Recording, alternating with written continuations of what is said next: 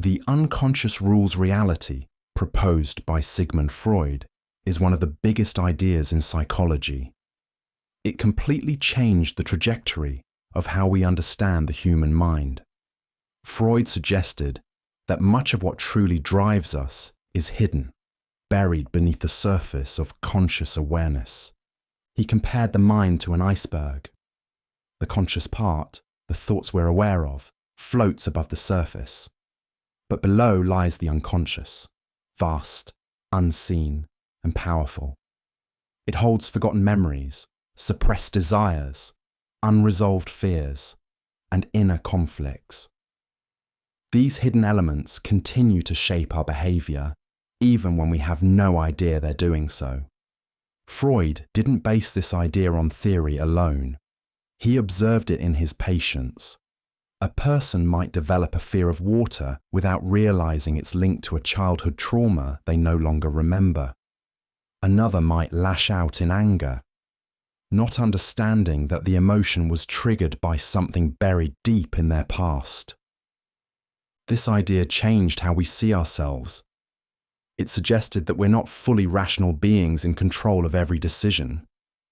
We are layered, complex, often shaped by forces we cannot name. The unconscious is not just a hidden corner of the mind. It's an active force that drives personality, influences relationships, and appears even in our dreams. Freud's theory laid the foundation for modern therapy. Many psychologists later expanded, revised, or challenged his views, but the core insight remains. Much of what we do is not under our full control. To truly understand ourselves, we often have to look inward, not at what we know, but at what we've forgotten. It wasn't just a theory, it was a new way of understanding what it means to be human. The self is story. We often think of ourselves as having a core identity, something fixed and unchanging. But psychological research suggests something different. The self is a narrative we edit as we live. In other words, we're not just living our lives, we're also constantly shaping the story we tell about who we are. Psychologist Dan McAdams helped develop this idea through his work on narrative identity. He argued that people build a sense of self by constructing a personal story, one that connects the past, present, and imagined future. This story gives life coherence and meaning, but it's not carved in stone. It's edited, reframed, and updated as new experiences unfold. We don't remember every moment. We highlight certain events, leave others out, and reinterpret past experiences in light of where we are now. A failure from years ago might once have felt like the end of a path. Later, it becomes a turning point in a story about resilience. A quiet childhood might be remembered as lonely or peaceful, depending on the mood or message we're constructing. This narrative isn't fiction. It's grounded in real events. But it's selective, shaped by emotion, context, and memory. And because stories are social, we often adapt them to fit what others expect to hear, or what we want to believe about ourselves. Understanding the self as a narrative helps explain how people change. When someone undergoes therapy, recovers from trauma, or simply matures over time, what shifts isn't just behaviour, it's how they frame their story. They might go from victim to survivor, from outsider to leader. By studying narrative identity, psychologists have found that people with coherent, hopeful life stories tend to have greater well-being. The stories we tell aren't just reflections of who we are, they're tools we use to become who we want to be. Personality needs social context. A person alone on an island may still have thoughts, preferences, and habits. But without other people around, can we really say they have a personality? Psychologist Gordon Allport raised this question to highlight something we often overlook: Personality needs social context. We tend to think of personality as a fixed set of traits, introverted or extroverted, kind or cold, patient or impulsive. But these traits aren't just something we carry around. They show up in how we interact with others. Someone isn't generous in isolation. That generosity is revealed when they give, share, or support someone else. Allport pointed out that personality unfolds in relationships. It's expressed through behaviour, shaped by culture, and constantly adjusted based on how others respond. You might be quiet at work, outgoing with friends, and reserved around strangers. Are those three different personalities? Not exactly. They're different expressions of the same person, influenced by different environments. Social context doesn't just bring personality into view, it also helps form it. From early development, the way people respond to us teaches us who we are. Encouragement, criticism, affection, and rejection all shape the way our traits develop over time. Even values and beliefs, which feel deeply personal, are often absorbed from the people and groups around us. This view doesn't mean personality is fake or always changing. It means that personality is dynamic. It's not something you have and carry unchanged through life. It's something you express, adapt, and refine in the presence of others. Understanding that personality depends on context helps explain why we act differently in different roles. It also reminds us that who we are is not just in us, but between us. Personality doesn't just live inside the mind. It lives in the spaces where people meet. Empathy is not natural. You see someone stub their toe and you flinch. You hear a friend's voice crack and you feel their pain. Moments like these seem to prove that empathy is natural, something we all feel instinctively. But psychologists like Paul Bloom argue something different. Empathy is not automatic. While humans are capable of empathy, it's not a switch that flips on for everyone equally. Our brains are wired to care more about people who are close to us, family, friends, or those who look or think like us.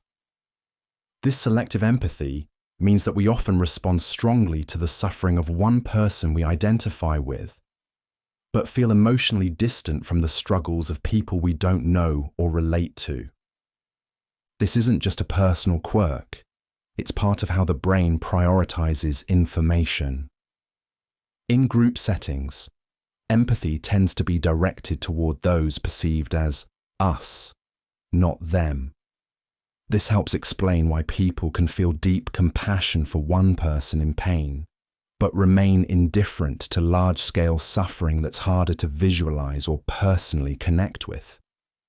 Empathy also competes with other mental processes. If we're distracted, overwhelmed, or focused on our own stress, our ability to tune into others' emotions drops significantly. It takes mental effort to slow down, notice someone else's experience, and imagine what it feels like. That's why empathy often requires intentional practice. Listening without interrupting, suspending judgment, and really putting yourself in someone else's shoes are all skills, not reflexes. And like any skill, they improve with use. Understanding that empathy isn't automatic helps explain why we sometimes fall short of caring when it matters most, and why building a more compassionate society takes more than good intentions. It takes awareness, effort, and the willingness to stretch beyond our default settings. Self-worth grows internally. As children, we look to others to tell us who we are. A smile from a parent, a compliment from a teacher, a laugh from a friend. These responses shape how we feel about ourselves. Psychologists have long observed a powerful pattern. Self-esteem depends on the approval of others, until it doesn't. In early development, self-esteem is highly social. Children learn their value through external feedback. When praised, they feel capable. When criticized or ignored, they may feel unsure or invisible. This pattern continues into adolescence, a time when peer approval can carry more weight than any personal belief. But over time, something shifts. As people mature, many develop what's called internalized self-worth. This means that their self-esteem becomes less reactive to outside opinion and more rooted in personal values, identity, and lived experience. Confidence grows not just from being liked, but from knowing one's own strengths, even when no one is watching. This transition isn't automatic. Some adults remain dependent on external validation, constantly seeking reassurance through social media, praise or approval. Others, often through reflection or challenge, learn to separate their self-worth from how they're perceived. This shift marks the beginning of self-authored identity, a sense of self built from the inside out.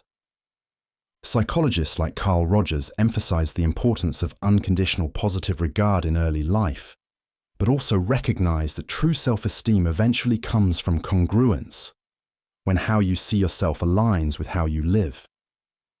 Understanding this trajectory is crucial.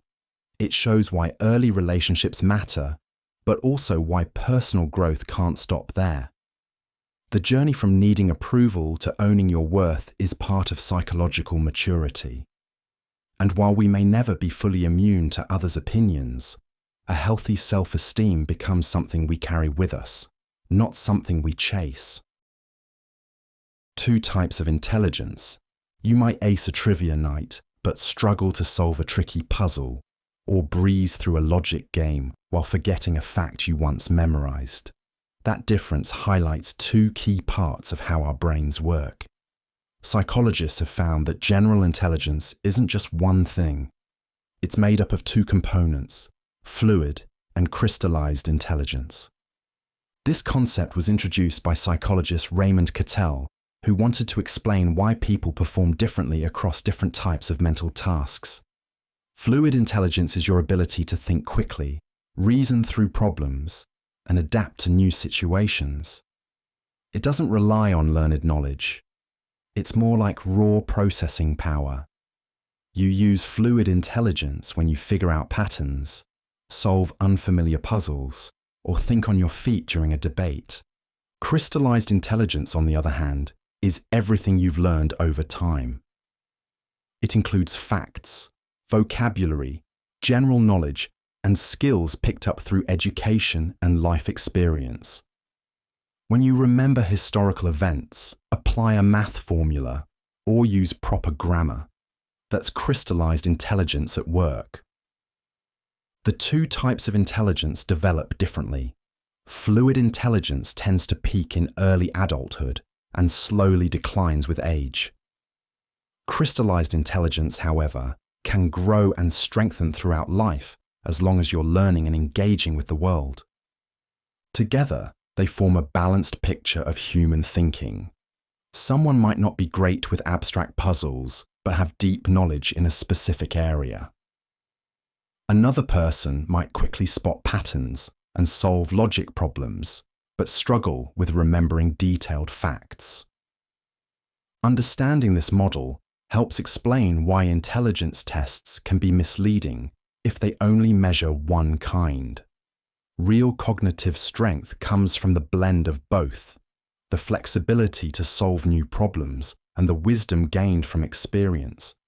It's this combination that defines how we learn, adapt, and apply what we know.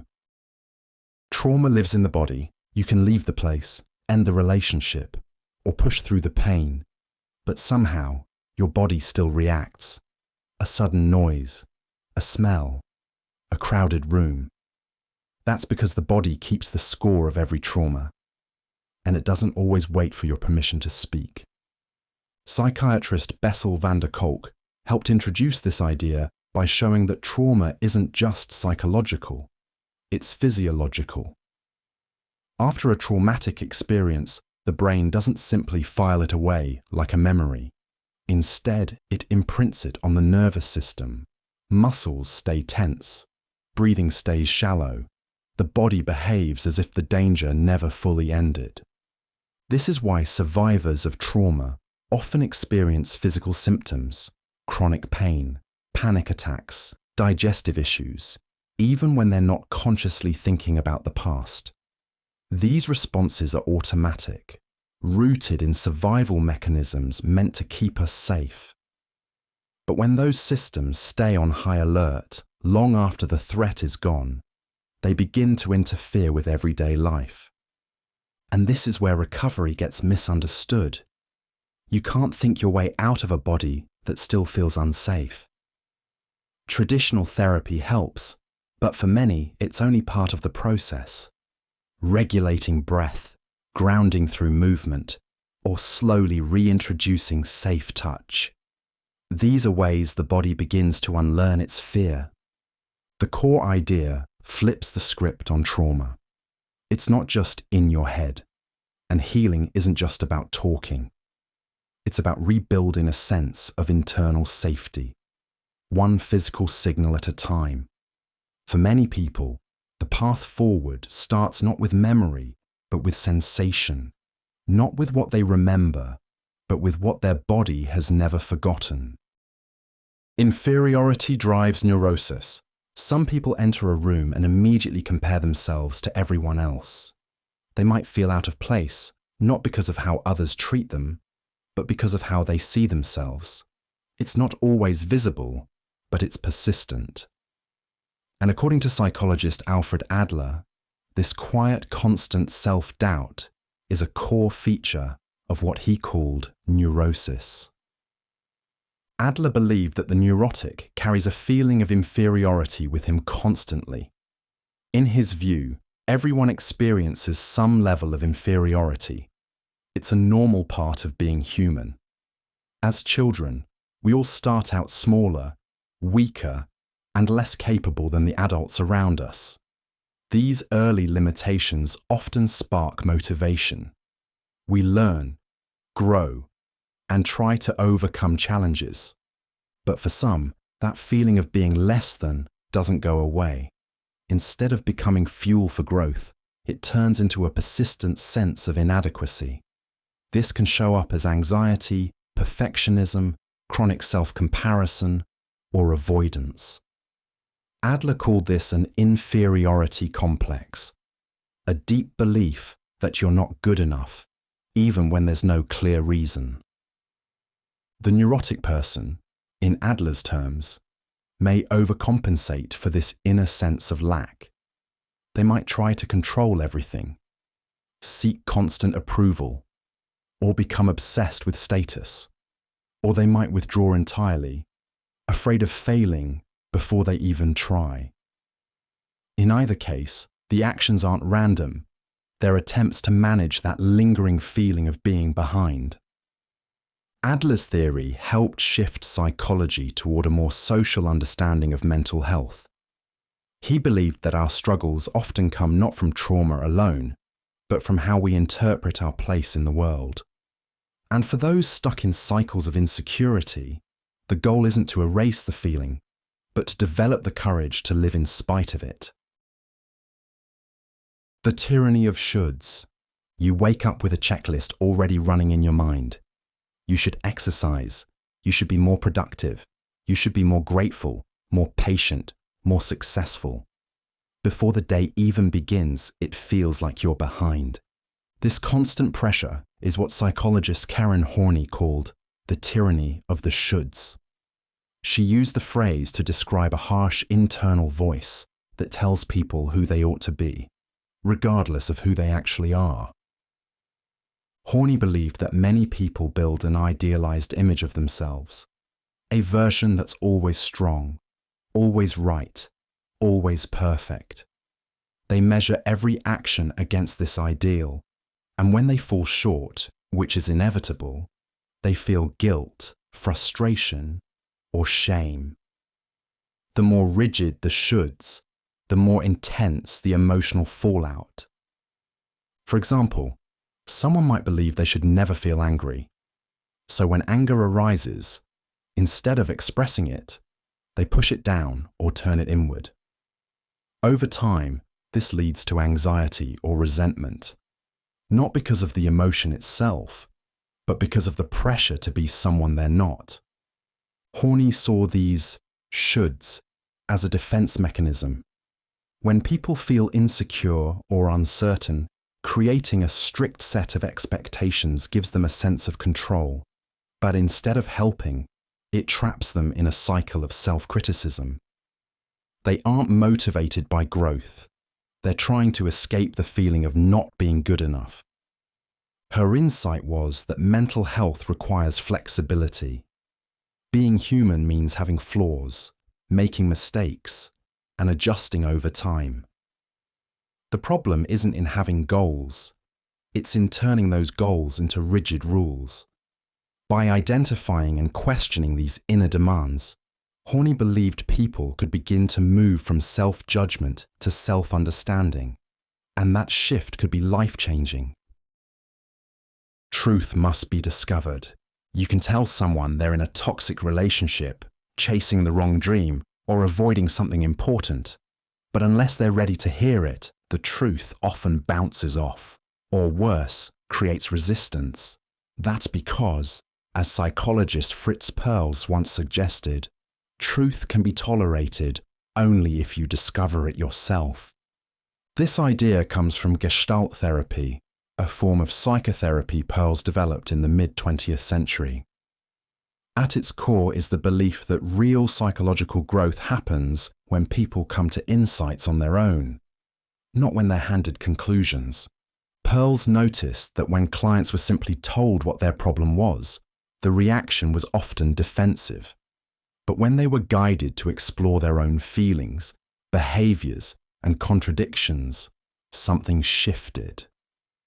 The truth became personal, less like criticism and more like discovery.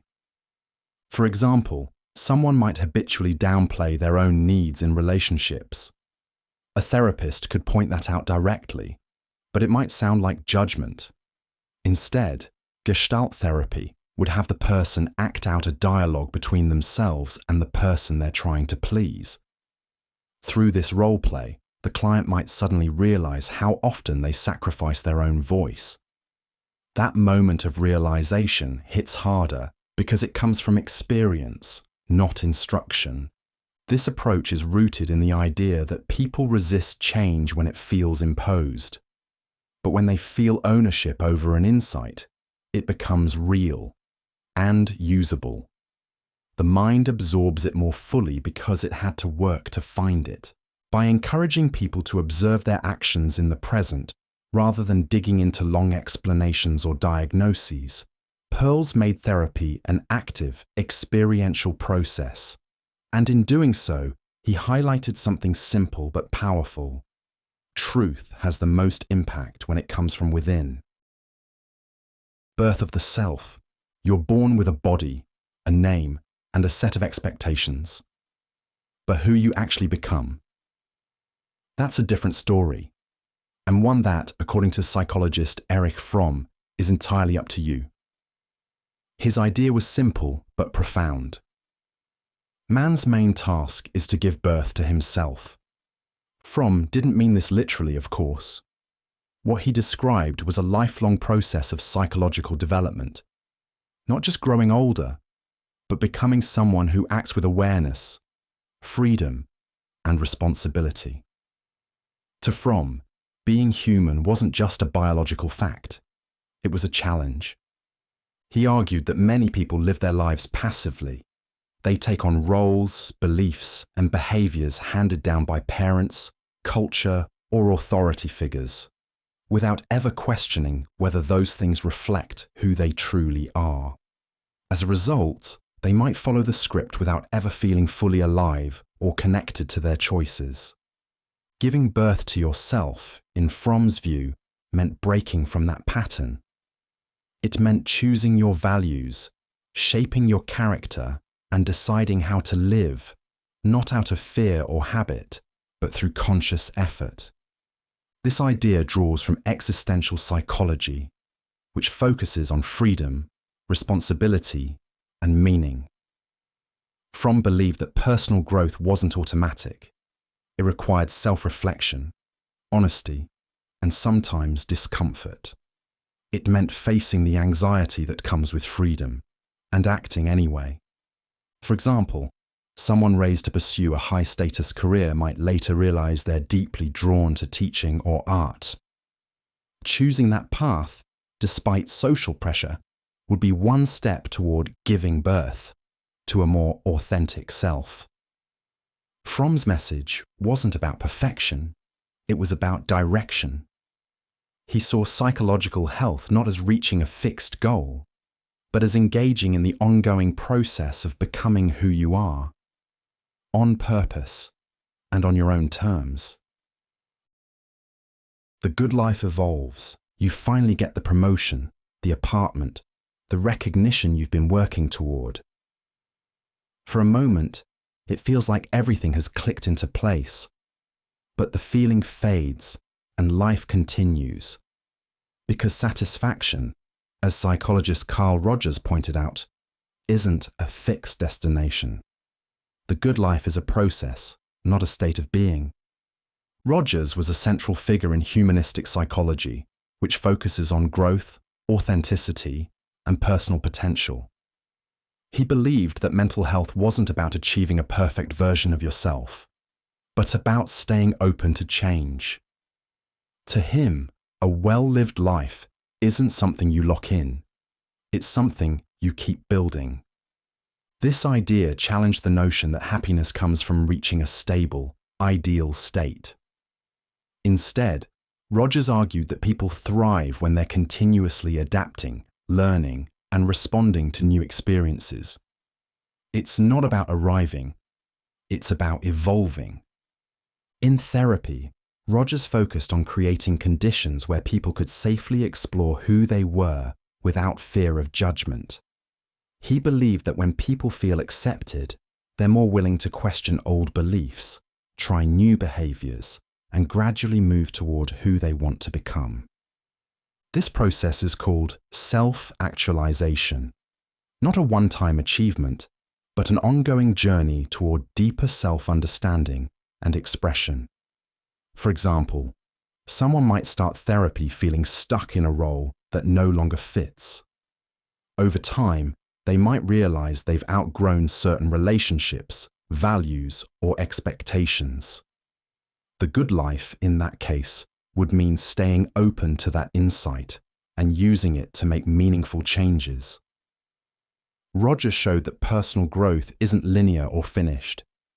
It's a continuous unfolding, shaped by new challenges and opportunities. And for him, that willingness to engage with life, to stay flexible and curious, is what defines psychological well-being. Meaning ends suffering. Pain is hard to avoid. It shows up in illness, loss, failure, or just the slow weight of disappointment. But psychologist Viktor Frankl believed there was something even more important than avoiding suffering, finding a reason to endure it. Frankl, a psychiatrist and Holocaust survivor, developed a form of therapy called logotherapy, centered on the idea that humans are driven by the need to find meaning. He observed that in extreme conditions, even in concentration camps, those who could connect their suffering to a sense of purpose had a better chance of survival and psychological resilience. His famous insight was this: suffering ceases to be suffering at the moment it finds a meaning. That doesn't mean pain disappears. It means the emotional impact of suffering changes when it's tied to something larger, something understandable or purposeful. For example, a parent staying up night after night with a sick child may feel physically and emotionally drained, but that sacrifice feels different than random discomfort because it's anchored in love and responsibility. The suffering is still real, but it makes sense. Frankl believed that people don't need happiness as much as they need meaning. When life feels senseless, even small frustrations can become overwhelming. But when people believe their pain contributes to something they value, whether that's raising a family, building something lasting, or helping others, they can often endure far more than they expected. Logotherapy encourages people to ask what their suffering is pointing to. What value, cause, or belief is worth the pain? Frankl didn't offer simple reassurance. He offered a challenge, that even in the worst moments, people can choose how to relate to their suffering, and in that choice, they can begin to reclaim a sense of purpose. Unconscious speaks through language. Sometimes you say something that surprises even you. A slip of the tongue, an unexpected reaction, a sudden wave of emotion. It feels like it came from somewhere else. Psychoanalyst Jacques Lacan had a theory for that. He believed that the unconscious isn't just a place of hidden memories. It's shaped by the world outside you. In his words, the unconscious is the discourse of the other. What does that mean in practice? Lacan argued that from the moment we begin to speak, we're stepping into a structure that isn't ours. Language existed before us. It's taught to us by caregivers, absorbed from culture, and filled with meanings we didn't choose. As we learn to speak, we also learn how to think. And those thoughts are shaped by the rules, expectations, and categories of the society we live in. So for Lacan, the unconscious isn't just private, it's social. The other refers to this larger system, the people, language, and norms that define how we understand ourselves. When you say something without meaning to, Lacan wouldn't see it as a random mistake. He'd say it's your unconscious speaking through the language of the world you've internalized. For example, a child raised in a family that avoids emotional expression might grow up struggling to name or share feelings. That silence becomes part of their internal landscape. Their unconscious isn't just repressing, it's shaped by what was never said in the first place.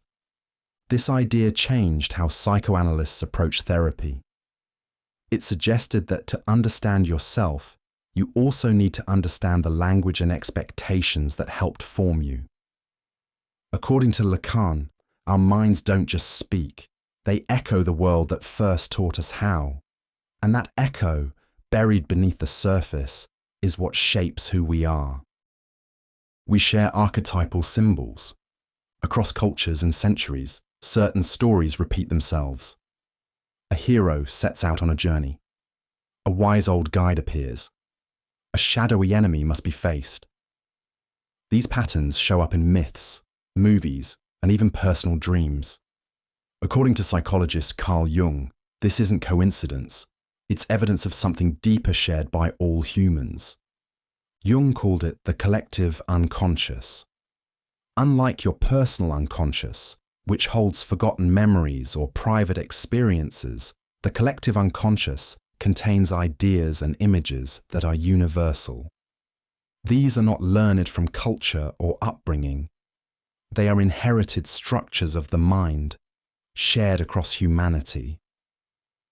At the core of this concept are archetypes, recurring symbols or roles that appear in stories, religions, and even everyday thought. The mother, the hero, the trickster, and the shadow are just a few. Jung believed these archetypes shape how people think, feel, and behave, often without realizing it. For example, someone facing a personal crisis might unconsciously adopt the hero role, pushing through challenges with a sense of destiny or purpose. Another might be haunted by their shadow, a symbol of the traits they deny or suppress in themselves. These patterns don't just shape individual behavior, they guide entire cultures, influencing everything from art to politics. Jung developed this theory by analyzing myths, dreams, and religious symbols from around the world. He noticed that even people with no shared language or background reported similar dream figures and emotional struggles. The idea of a collective unconscious offered a new way to understand human behaviour, not just as personal experience, but as something rooted in a shared mental framework. While the theory remains controversial in scientific terms, it has had a lasting influence on psychology, storytelling, and the way people explore their own inner lives. Hate must be taught. A child plays on the playground, laughing and sharing toys with whoever's nearby. In those early years, race is not yet a barrier. There's no judgment, no fear, just curiosity and connection. So when racial prejudice shows up later, psychologists ask a critical question: who teaches a child to hate and fear a member of another race? This idea touches on the psychology of learned behaviour. Prejudice isn't something we're born with, it's something we absorb. Through language, tone, and social cues, children pick up on the attitudes of the adults around them. These lessons don't always come through direct statements. Often they're delivered subtly: a dismissive comment, a nervous glance, or a joke that goes unchallenged. Psychologist Gordon Allport studied how stereotypes and bias are formed. He found that children begin to develop racial attitudes as early as age 3. At this stage, they're learning about categories, sorting people by age, gender, and eventually skin color. But the emotional weight attached to those categories comes from the environment. If a child repeatedly hears that certain groups are dangerous, lazy, or less than, those ideas become internalized, even without personal experience. These early messages are reinforced by media, school systems, and social structures that often reflect inequality. By the time a child reaches adolescence, many of these biases have taken root, unless something interrupts the pattern. Psychologists emphasize that reducing prejudice means creating opportunities for positive contact between groups, especially at a young age. Interacting in cooperative, respectful settings helps challenge stereotypes and humanize those who are seen as different. Understanding how racial bias is learned highlights the role society plays in shaping beliefs. It also reminds us that unlearning hate starts with the environments we create and the examples we set from the very beginning. We learn by modeling. You don't learn to wave, smile, or hold a fork by reading a manual. You watch someone else do it first. From our earliest days, we learn by watching the people around us. Psychologist Albert Bandura called this process modeling, and argued that most human behavior is learned this way. Bandura was a leading figure in social learning theory. He believed that people don't just learn from consequences, like rewards or punishments, but by observing how others behave and what happens to them. This observation forms a mental blueprint for what to do, what to avoid, and what to expect. To prove this, Bandura conducted the now famous Bobo doll experiment. Children watched adults interact with an inflatable clown doll, some gently, others aggressively.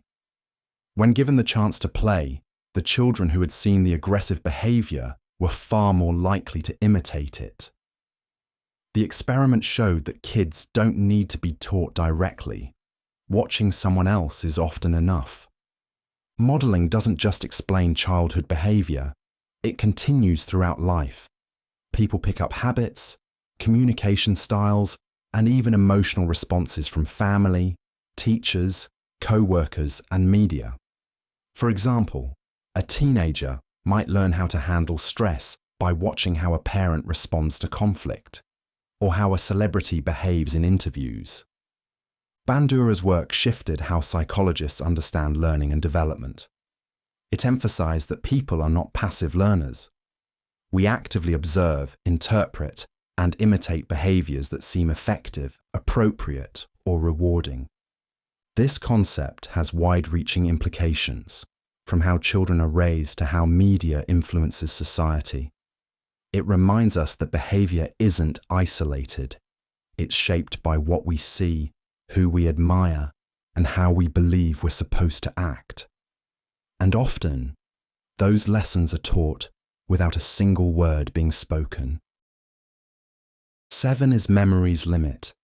You can probably remember a phone number, at least the old 7-digit kind, but add a few more numbers, and suddenly it gets harder to hold on to. That's not just coincidence, it's psychology. In the 1950s, cognitive psychologist George Miller identified what he called the magical number 7, plus or minus 2, a limit on how much information the average person can hold in their short-term memory at one time. Miller found that most people can remember between 5 and 9 pieces of information in a single glance or moment. These pieces, or chunks, could be numbers, letters, or even words. For example, the sequence 472931 feels like a long string, but break it into chunks, 472 and 931, and it suddenly becomes easier to recall. This principle isn't about intelligence, it's about how the brain naturally processes information. Short-term memory has a capacity. Once it fills up, new input starts pushing old material out. That's why multitasking can feel overwhelming, and why instructions with too many steps often require repetition. Miller's insight helped shape the way information is organized in education, marketing, and even design. Phone numbers, credit card digits, and menu options often follow chunking rules to stay within that mental limit. Too much at once, and the brain just drops the extras. Importantly, Miller wasn't saying the number 7 is fixed. Some people manage more, others less, and strategies like chunking or rehearsal can stretch the limits. But the core idea remains. There's a natural boundary to what we can juggle mentally at any one time.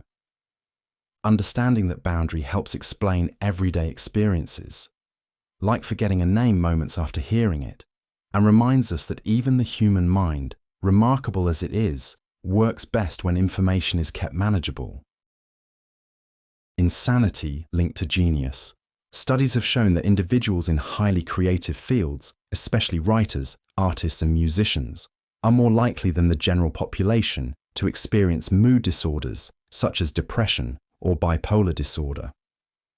One possible explanation is that the same traits that fuel creativity, emotional sensitivity, unconventional thinking, and a tolerance for ambiguity can also make a person more vulnerable to psychological distress. Take bipolar disorder, for example. During manic phases, people often report heightened energy, rapid thoughts, and intense bursts of creativity. That mental state, while unsustainable, can lead to innovative ideas and original work. But the same mind that races with creative energy may later spiral into depression, anxiety, or chaos. Importantly, most people with mental illness are not geniuses, and most geniuses do not suffer from severe mental illness. But when researchers looked at large samples of people in creative professions, patterns began to emerge. The connection isn't about dysfunction, it's about intensity. A brain wired to see the world differently can be both a strength and a challenge. Psychologists like Kay Redfield Jameson and Nancy Andreasen have studied this link extensively, showing that creative individuals often operate near the edges of conventional thought. That edge, where new ideas form and traditional boundaries dissolve, can be a source of brilliance, but also of instability. Understanding this association helps reduce stigma and highlights how closely creativity and mental health are intertwined in the human experience. Breakdown can be breakthrough. When someone has a mental health crisis, the instinct is to see it as a failure, a breakdown of stability, reason, or control. But psychologist R.D. Laing offered a different perspective. He believed that what looks like madness might sometimes be the beginning of something transformative. His idea, madness need not be all breakdown, it may also be breakthrough. Laing worked with patients experiencing schizophrenia and other severe mental health conditions. What struck him wasn't just their symptoms, it was the meaning behind them. He suggested that for some people, a psychological crisis isn't just random dysfunction. It can be a kind of emotional overload, a response to trauma, isolation, or inner conflict that the mind can no longer manage through ordinary means. In Laing's view, episodes of psychosis, while distressing and disorienting, can also be part of a deeper search for meaning, identity, or healing. He argued that the mind might go through chaos not just to collapse, but to rebuild. The person isn't losing touch with reality as much as stepping away from a reality that may have already stopped making sense. For example, someone growing up in an emotionally rigid or abusive environment might eventually reject the logic of that world. The rejection might look like breakdown, withdrawal, delusions, or erratic behaviour.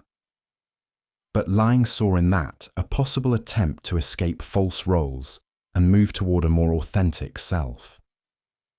He didn't romanticize mental illness or deny its risks, but he believed that how society responds to psychological distress, through judgment, over-medication, or forced control, can sometimes worsen the crisis. Instead, Laing called for compassion, understanding, and space for people to work through their inner experiences. His work redefined the way many therapists think about mental illness, not just as something to stop, but sometimes as something to listen to. Belonging over knowledge. You scroll through the news, skim a few headlines, maybe share an article without reading the full text.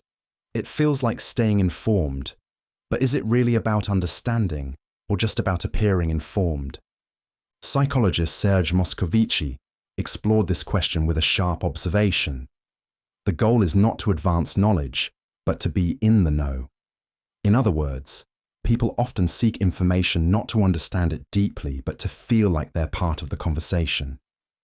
Moscovici studied how ideas spread through society, not through science journals or classrooms, but through social networks, media, and everyday talk.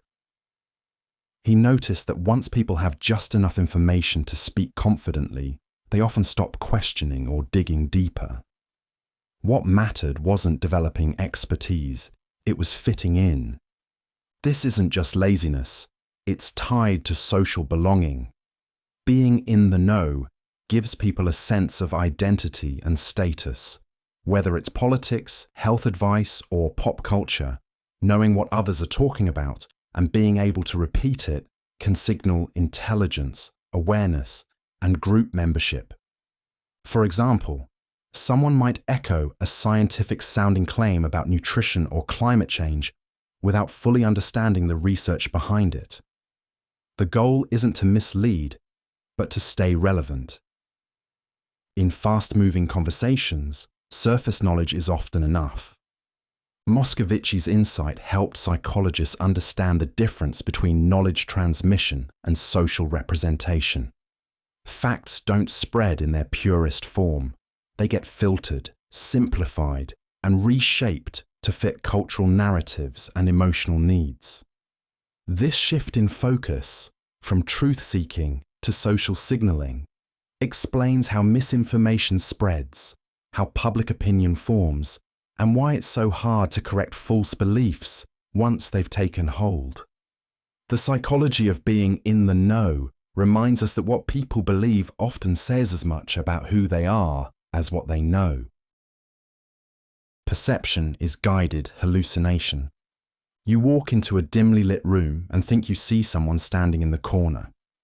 Your heart jumps until you realize it's just a coat on a chair. That moment of confusion reveals something surprising about how perception works. It's not just about what your eyes take in, it's about what your brain expects to see. Psychologist and cognitive scientist Anil Seth describes perception as externally guided hallucination. The idea is simple but powerful. Your brain is constantly generating predictions about the world, and your senses help correct or confirm those guesses. At any given moment, your brain is using past experience, context, and expectation to build a model of what's around you. Vision, for instance, isn't just a camera feed, it's a reconstruction. You don't see raw data, you see what your brain believes is most likely based on what it knows. This is why optical illusions work.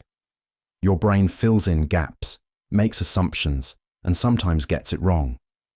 But most of the time, it gets it right, because the external world helps guide the process. Light, sound, texture, and motion shape those predictions into a perception that feels solid and reliable. In that sense, perception is like a controlled hallucination, one that stays in sync with reality as long as the sensory data lines up. When those signals break down, as in certain mental illnesses or neurological conditions, the hallucination can become untethered from reality. This view changes how we think about everyday experience. It shows that perception is active, not passive. It's not just about sensing, it's about interpreting. And even when the world feels crystal clear, what you see is still a best guess, refined moment by what your brain expects and what the world provides. Interrupted tasks stick better. You're writing an email halfway through a sentence when someone knocks at the door. You handle the interruption, return to your screen, and find the unfinished message still sitting in your mind. In fact, it's now even harder to ignore. That's because, as psychologist Bloomer Zygarnik discovered, interruption of a task greatly improves its chances of being remembered. In the 1920s, Zygarnik noticed something curious while dining at a cafe. Waiters could recall unpaid orders with impressive detail, but quickly forgot them once the bill was settled. She designed a series of experiments to test this effect more directly. Participants were asked to complete a series of simple tasks: puzzles, math problems, drawing shapes. Half were allowed to finish, and the other half were interrupted mid-task. Later, when asked to recall the activities, people remembered the interrupted ones significantly more often. Zygarnik concluded that incomplete tasks create a kind of mental tension. The mind treats them as unfinished business, keeping them more accessible in memory. Once a task is completed, that tension resolves, and the brain feels free to let it go. This phenomenon, now called the Zygarnik effect, shows up in everyday life. It's why cliffhangers keep you watching, why unfinished to-do lists linger in your thoughts, and why students often remember the questions they didn't finish on an exam more vividly than the ones they got right. The Zygarnik effect has influenced everything from advertising to productivity tools.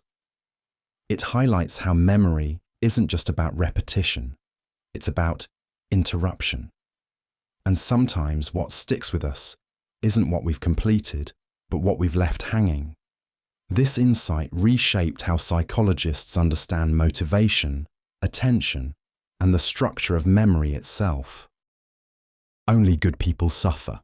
A person can be kind, responsible, and deeply caring, and still feel overwhelmed by sadness they can't explain.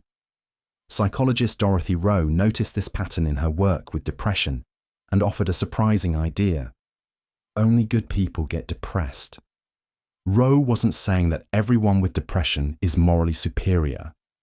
Instead, she observed that many people who struggle with depression are those who hold themselves to high standards. They care deeply about doing the right thing, meeting expectations, and being there for others. But when life doesn't go as planned, or when they can't live up to their own ideals, that gap can create intense emotional pain. According to Rowe, depression often develops not from failure, but from the belief that failure is unacceptable. People may blame themselves for things beyond their control, feel guilty for not being strong enough, or internalize the idea that they must earn their worth through constant effort. This internal pressure can lead to despair, not because they've done something wrong, but because they believe they're not allowed to be flawed. For example, someone may feel guilty for needing rest, ashamed for asking for help, or devastated by small mistakes. These reactions come from a rigid belief system. I must always be good, kind, and successful, or I've failed. Over time, that thinking can trap a person in cycles of self-blame and hopelessness.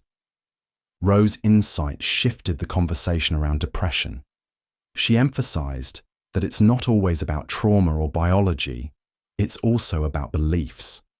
And those beliefs often come from the best parts of a person, their empathy, responsibility, and desire to do right by others. Understanding this idea helps reframe depression not as weakness, but as the emotional cost of impossible standards. And the first step toward healing is learning to challenge those beliefs. Mental illness is social.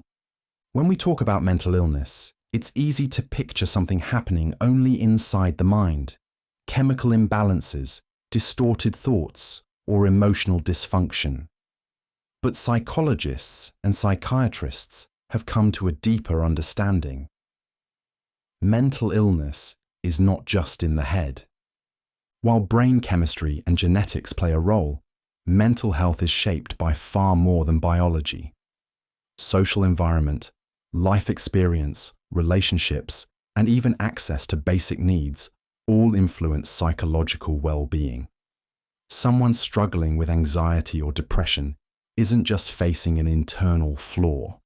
They may be responding to real external pressures, like financial stress, trauma, isolation, or discrimination.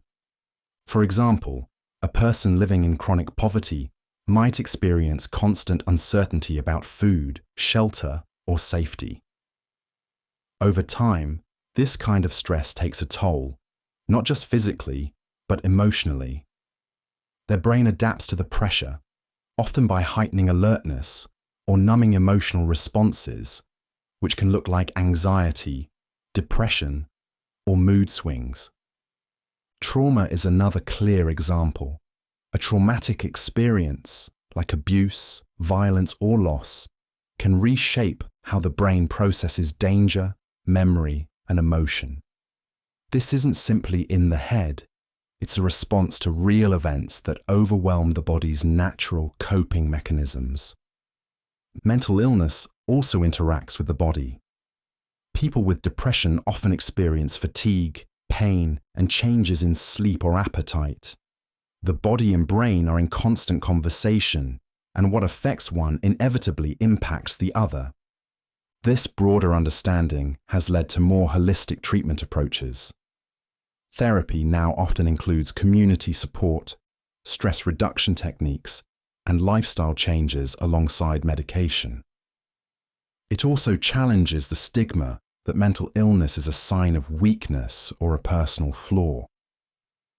Recognizing that mental illness isn't just a brain problem, it's a whole person experience, helps create more compassionate, effective care.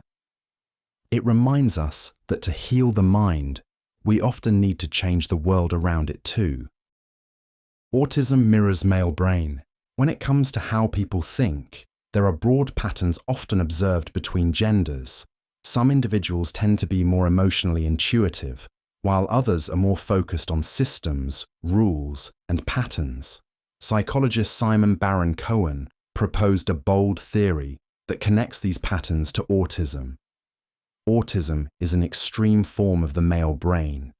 This idea doesn't mean that only males are autistic or that females can't have similar traits. Instead, It's based on two general tendencies Baron Cohen observed in brain types.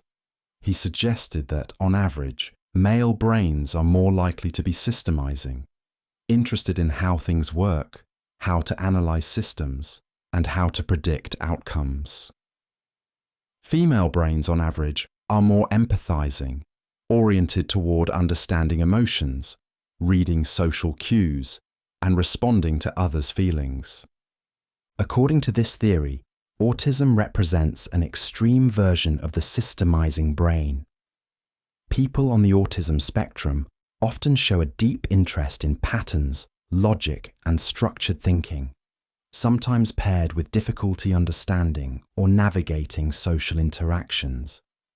They might be excellent at spotting rules in data, excelling in math or technical fields, but find it challenging to read facial expressions or interpret unspoken social norms. Baron Cohen's theory helped shift the conversation about autism away from deficit and toward difference. Rather than framing autism only in terms of what it lacks, it highlights the distinct strengths often found in autistic individuals, especially in areas that require precision, focus, and detail. While this model has sparked debate, it has also contributed to greater understanding of neurodiversity. It opened new discussions about how traits traditionally labelled as male or female relate to brain function, and how autism fits within the wide spectrum of human cognitive styles. The four temperaments. Some people light up every room they walk into. Others stay quiet, steady, and unbothered. Some react quickly and strongly, while others carry their feelings like a slow-burning fuse. Long before personality tests and online quizzes, an ancient theory tried to explain this wide range of human behaviour using just 4 types. This idea is known as the 4 temperaments of personality, and it dates back to Greek and Roman medicine. According to the theory, each person has a natural balance of 4 humours or fluids in the body: blood, phlegm, yellow bile, and black bile. These weren't just about health. They were believed to shape how you think, feel, and behave. Someone with more blood in the mix was thought to be sanguine, warm, lively, and outgoing. Phlegmatic types, tied to phlegm, were calm, dependable, and often reserved. Too much yellow bile made someone choleric, ambitious, quick to anger, and focused. And black bile was linked to melancholic personalities, thoughtful, sensitive, and sometimes moody. While the idea of bodily fluids controlling our mood hasn't aged well, the core insight still holds power. People behave differently, not just because of their circumstances, but because of something deeper in their makeup. Modern psychology doesn't use humours anymore, but it does trace the roots of personality science back to these 4 temperaments. Even today, personality models like the Big Five or Myers-Briggs echo similar patterns. Some people are naturally sociable, some cautious, some driven, some emotionally intense. The 4 temperaments theory may be outdated in its biology, but it was one of the first steps toward understanding that human nature isn't one size fits all. And that realization helped launch an entire science. The reasoning soul. You move your hand to pick up a glass of water. It feels automatic, like the body just knows what to do. But somewhere inside that action, hidden between muscle and motion, is a thought. And centuries ago, a philosopher tried to pin down exactly where that thought begins. This idea, there is a reasoning soul in this machine, comes from René Descartes. He was trying to explain something most people take for granted: how a physical body and an invisible mind could possibly work together. To Descartes, the body was a kind of biological machine: bones, muscles, nerves, following physical laws. But the mind, or the soul as he called it, was something entirely different. It could think, choose, and reason. It wasn't made of parts. It wasn't physical at all. The tricky part was figuring out how these two systems, one material, one mental, could interact. Descartes proposed that the connection point was a tiny part of the brain called the pineal gland. He believed this was where the soul directed the body, like a control center inside the machine. Modern science doesn't follow Descartes' model exactly. The pineal gland doesn't run our decisions, but his idea of dualism, the mind as separate from the body, sparked centuries of debate. It challenged researchers to look deeper into consciousness, free will, and the biology of thought. Today, questions about how brain activity produces awareness are still being explored in neuroscience and philosophy. Descartes didn't solve the puzzle, but he helped define the problem. How can a machine like the body carry something as abstract as reason? This idea laid the groundwork for the modern study of mind and brain, and made us rethink where thoughts really come from. Dormez. A calm voice says one word. Dormez. French for sleep. And just like that, the subject's eyelids fall shut. Their breathing slows. They enter a trance, not quite awake, not fully asleep. This moment captures one of psychology's earliest attempts to understand the power of suggestion: hypnosis. The idea behind Dormez comes from the work of Abbe Faria, a Portuguese Indian monk who challenged the theories of his time. In the late 1700s, many believed hypnosis worked because of mysterious forces or magnetic fluids passed from the hypnotist to the subject. Faria thought otherwise. He believed the real power didn't come from the hypnotist. It came from the person being hypnotized. His method was simple. Ask the subject to relax, focus, and concentrate. Then, at just the right moment, say, Dormez. A direct command meant to trigger a state he called lucid sleep. This wasn't regular sleep. It was a focused, altered state of awareness where the person became highly open to suggestion. What made Faria's approach different was his claim that hypnosis didn't rely on any external force.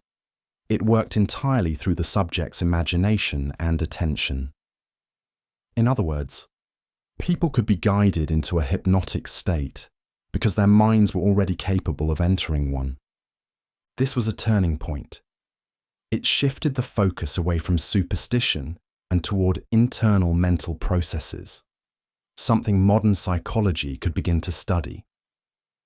Faria's work laid the groundwork for later researchers like James Braid, who gave us the term hypnosis, and eventually Sigmund Freud, who explored how suggestion might influence the unconscious mind. Today, hypnosis is still used in therapy, medicine, and research, not as a magic trick, but as a tool to tap into the brain's natural ability to shift its focus and perception. It all started with one word: Dormez. Concepts become clear through conflict. You're trying to focus on your work, but a part of your mind keeps drifting back to a conversation you had yesterday. It wasn't dramatic, but something about it still bothers you. Two thoughts are fighting for space in your head, and neither one is backing down. This is a real psychological pattern, and it's at the heart of an early theory from Johann Friedrich Herbart. He suggested that concepts become forces when they resist one another. That is, mental ideas don't just sit quietly in the background. They push, pull, and compete for attention, especially when they conflict. Herbart imagined the mind as a kind of stage where different ideas enter, exit, and interact. Compatible ideas like "I need to eat" and "there's food in the kitchen" can easily work together. But opposing thoughts like "I'm fine with what I said" versus "I think I hurt someone" create tension. That tension doesn't just sit still, it behaves like a force. One idea may push the other out of consciousness, But it doesn't disappear. It sinks below the surface and becomes what Herbert called a tendency, what we'd now think of as an unconscious thought. This concept helped shape how early psychologists began to think about internal conflict. Instead of seeing the mind as a storage space for passive ideas, Herbart suggested it was more like a system of dynamic pressure points, constantly balancing competing thoughts, some of which get buried until something brings them back. While modern psychology has moved beyond Herbart's model, his idea paved the way for future thinkers like Freud, who expanded on these mental forces to develop theories of repression, conflict, and the unconscious. It all started with a simple shift in thinking. Ideas don't just exist, they act. And when they collide, they leave an impact. Be your true self. You can meet every expectation, follow every rule, and still feel like something's missing. That empty feeling isn't always about failure. It can come from living as someone you're not. This is the core of a powerful psychological idea. Be that self, which one truly is. It comes from the work of Søren Kierkegaard, a 19th century philosopher who laid the groundwork for existential psychology. He argued that many people live disconnected from their real selves, not because they're faking it on purpose, but because they're chasing versions of themselves shaped by others, what they should be, instead of who they actually are. Kierkegaard believed this mismatch causes a specific kind of distress, not sadness, not fear, but despair. Despair in this context means being cut off from your authentic self. For example, someone might aim their whole life toward a career they don't care about, just to meet family expectations. Even if they succeed, they may feel a quiet loss, the version of themselves they never got to be. To Kierkegaard, the way out of this isn't rebellion or escape. It's recognition. He thought people could move through this despair by confronting it, by acknowledging the gap between who they are and who they're pretending to be, and then choosing to live in line with their true identity, even if that path is uncertain. Modern psychology echoes this idea. Therapies like person-centered counseling, developed by Carl Rogers, emphasize authenticity as a key to mental well-being. The concept of self-actualization in humanistic psychology builds directly on it. Kierkegaard wasn't offering a quick fix. He was pointing to a lifelong process of aligning your actions with your values, of becoming, step by step, the person you already are underneath. Nature and nurture. Some people are naturally outgoing, others are more reserved. One child picks up music without trying, while another trains endlessly to excel at sports. It's easy to wonder, are we born this way, or does the environment shape us? The answer is both.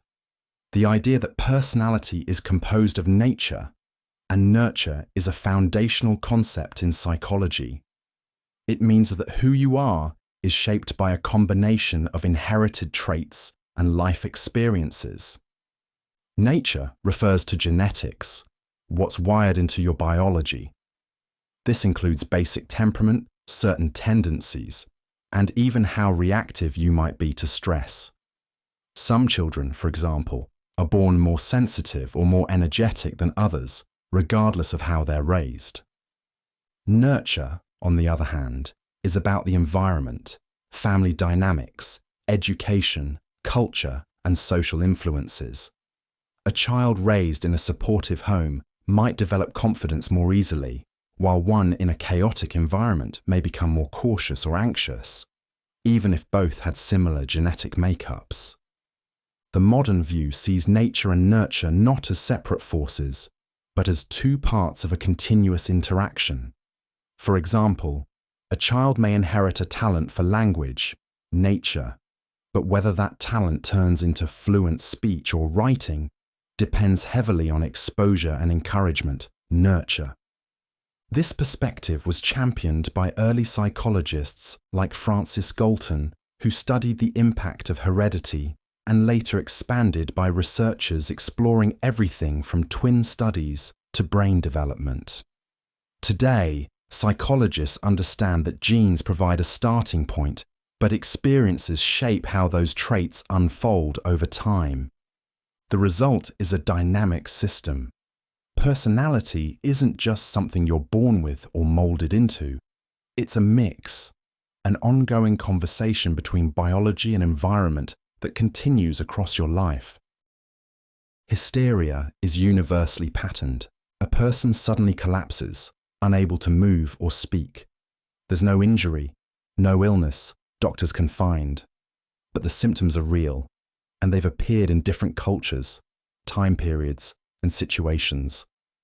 This strange pattern was once known as hysteria, and one early researcher believed its rules were the same everywhere. In the late 1800s, French neurologist Jean-Martin Charcot studied thousands of patients at a hospital in Paris. Many showed dramatic symptoms: paralysis, seizures, temporary blindness, but with no clear medical cause. Charcot believed this wasn't random. He proposed that the laws of hysteria are universal, meaning these symptoms follow consistent patterns across people, places, and even eras. Charcot observed that hysteria often followed a shock or trauma, like an accident or emotional stress. He noticed that symptoms didn't unfold randomly, they appeared in stages. For example, an episode might begin with a trigger, escalate into intense physical reactions, and then taper off. He also found that people in different countries exhibited almost identical sequences of behaviour. At the time, many thought hysteria was just acting or attention-seeking. But Charcot argued it was a real, diagnosable condition, a response to psychological distress that got expressed physically. He used hypnosis to study it further, showing that suggestion alone could reproduce symptoms or sometimes relieve them. While the term hysteria has faded from modern psychology, Charcot's idea paved the way for deeper understanding of disorders like conversion disorder and functional neurological symptom disorder, conditions where emotional stress causes real physical symptoms. His work also influenced Sigmund Freud, who built on these insights to develop psychoanalysis. Charcot's belief that unconscious forces could shape behavior consistently and universally was a major turning point. It opened the door to exploring how the mind processes trauma, long before modern terms existed to describe it. Psyche's internal connections collapse. Sometimes a person begins to lose track of reality, not dramatically at first, but gradually. Their thoughts become disorganized. They might hear things that aren't there, or feel convinced of things no one else can understand. Their emotions drift out of sync with the situation around them. This kind of mental unraveling is what early psychiatrist Emil Kraepelin called a peculiar destruction of the internal connections of the psyche. Kraepelin was one of the first to systematically study severe mental illness. In the late 1800s, he noticed that certain patients showed a consistent pattern, not just mood swings or anxiety, but a breakdown in how their thoughts, emotions, and behaviors fit together. He believed this wasn't random. It followed a recognizable trajectory, especially in younger adults. He gave this condition the name dementia praecox, which we now know as schizophrenia. The term didn't mean a person was losing intelligence. Instead, it referred to a disruption in the inner coordination of mental life. How someone's thinking, feeling, and reasoning, which usually work together, were now falling out of alignment. Kraepelin's insight was that this wasn't just a mood issue or a response to stress. It was a deeper, structural change in how the mind operates. For example, a person might respond to a simple question with a string of unrelated thoughts, or show emotional reactions that don't seem to match the context, like laughing during a serious conversation. His classification system laid the groundwork for how we understand psychiatric disorders today. Though our definitions have evolved, the idea that severe mental illness can involve a breakdown in the brain's internal logic remains central. Kraepelin helped turn scattered symptoms into a recognizable pattern, and that helped shape the entire field of modern psychiatry. Mental life starts early. A plant turns towards sunlight. A worm recoils from heat. Even the simplest living things seem to respond to the world around them. That observation led one early psychologist to a bold conclusion. Mental life doesn't begin with humans. It begins with life itself. This idea comes from Wilhelm Wundt, often called the father of experimental psychology. In the late 1800s, Wundt proposed that the beginnings of the mental life date from the beginnings of life. In other words, consciousness, or at least the building blocks of it, emerge as soon as life does. Wundt didn't mean that bacteria have thoughts or emotions like humans. Instead, he believed that even the most basic organisms display a kind of internal experience. They react, adapt, and change based on their surroundings, not randomly, but in a way that suggests some level of internal processing. This challenged the view that psychology should only focus on human behaviour or higher brain functions. Wundt thought the field should include the full spectrum of life, from the simplest creatures to the most complex. That's why he studied not just thoughts, but also sensations, reflexes, and reactions that could be measured in a lab. Wundt used controlled experiments to examine how people respond to sights, sounds, and physical stimuli. But he also believed these studies could reveal something deeper, that mental activity is not an add-on to life. It's part of what it means to be alive. Even a single-celled organism, he argued, shows signs of primitive mental organization through how it navigates its environment. This perspective helped shape the foundation of modern psychology by linking biology and experience. It suggested that to understand the mind, we don't need to start with humans. We can start with life itself. Consciousness eludes clear definition. You know what it feels like to be awake, aware, and thinking. You're doing it right now. But try to explain what consciousness actually is, and things get tricky fast. This challenge was captured by American psychologist William James, who pointed out that we all understand consciousness intuitively, right up until we're asked to define it. Then it slips through our fingers. That's not because the concept is meaningless, it's because it's deeply complex. At its most basic, consciousness is the state of being aware of yourself and your surroundings. It includes your thoughts, perceptions, emotions, and intentions. It's what allows you to feel hungry, recognize a friend's voice, or remember where you left your keys. James described consciousness as a stream, fluid, continuous, and always shifting. Your attention moves from sound to memory, to sensation without effort, yet each moment still feels like part of a larger, unified experience. This ongoing flow of inner awareness is what James set out to study. But measuring consciousness isn't simple. You can't observe it directly.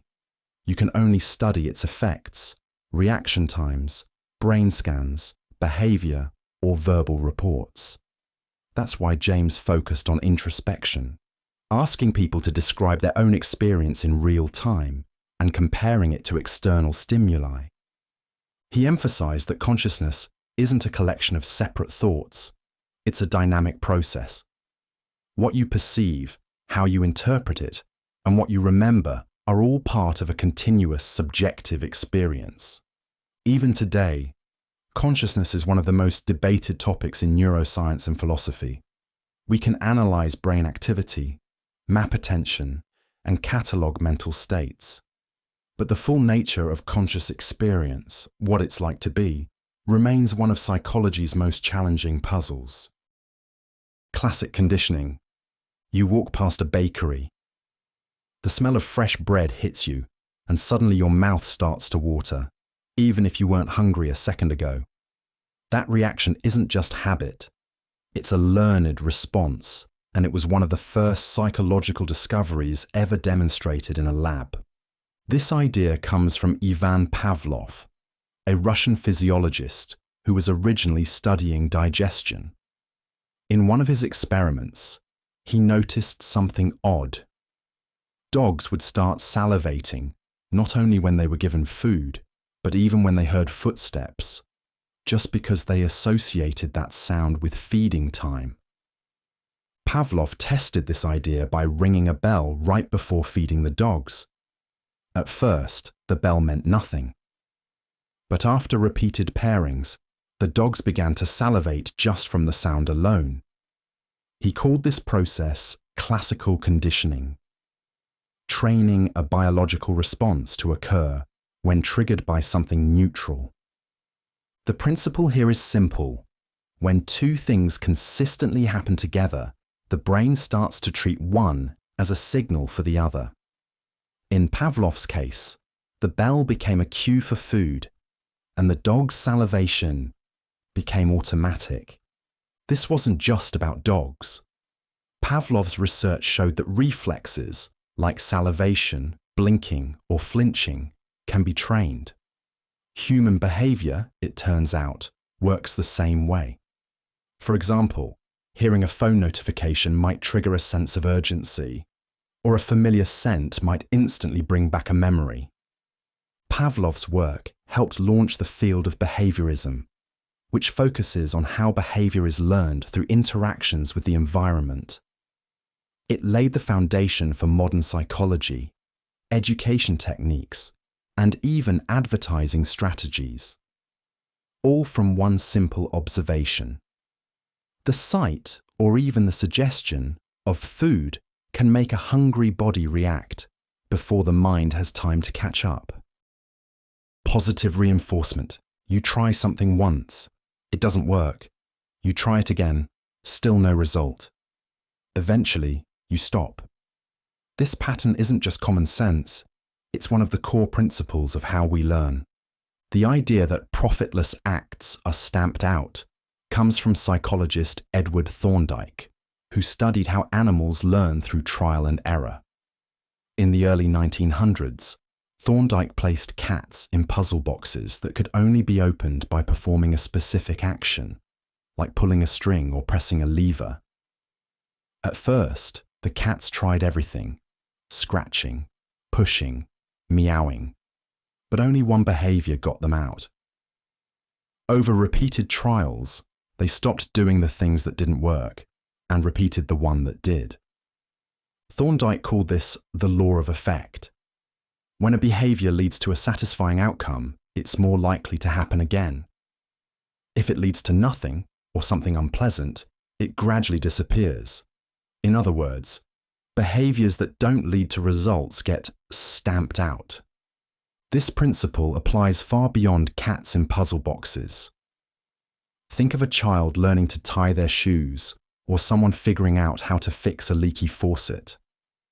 Mistakes happen, but over time, what doesn't work fades away, and what does work becomes automatic. Thorndike's research was one of the first to connect behavior to consequences in a systematic way. It helped shape the field of behavioral psychology and influenced everything from classroom strategies to workplace training. His work also laid the groundwork for operant conditioning, later expanded by B.F. Skinner. At its core, the idea is simple. We tend to repeat what works and abandon what doesn't, and whether it's a person, a cat, or a machine, learning often boils down to this basic feedback loop: trial, error, and gradual improvement. Training overrides natural disposition. Take two babies born on the same day. One grows up to be a scientist.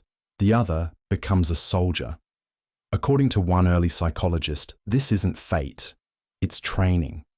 The idea that anyone, regardless of their nature, can be trained to be anything comes from John B. Watson, a key figure in the rise of behaviorism.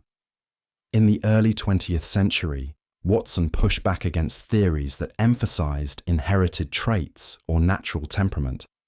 He argued that with the right environment and reinforcement, a person could be shaped into almost any role. To Watson, behavior wasn't mysterious, it was learned. He believed that people, like animals, respond to stimuli in predictable ways, and that repeated experiences form habits, preferences, and even personalities. In his most famous and controversial experiment, he conditioned a young child, known as Little Albert, to fear a white rat by pairing it with a loud, startling noise. The result? The child began to fear not just the rat, but other white, furry objects as well. This demonstrated that emotional reactions, like fear, could be taught. And if fear could be learned, Watson believed other behaviors, confidence, obedience, even ambition, could be too. His views were extreme, and modern psychology doesn't fully agree with the idea that genes play no role. We now know that nature and nurture work together. But Watson's argument forced psychology to take the environment seriously. It inspired decades of research into how habits form, how people are influenced by rewards and punishments, and how learning shapes identity. The bold claim that training can override natural disposition sparked both progress and debate. But it also laid the foundation for applied psychology. From classrooms to therapy rooms, behavior can be changed, not just observed. Life is a maze. Life is full of decisions. From choosing a career to finding your way through a crowded street, you're constantly navigating a world filled with signals, obstacles, and hidden turns. For psychologist Edward Tolman, this wasn't just everyday chaos, it was a complex, learnable structure. He called it that great God-given maze, which is our human world. Tolman studied learning in animals, particularly rats, in mazes. But unlike earlier behaviorists, who believed learning was simply a matter of stimulus and response, push a lever, get food, Tolman noticed something deeper.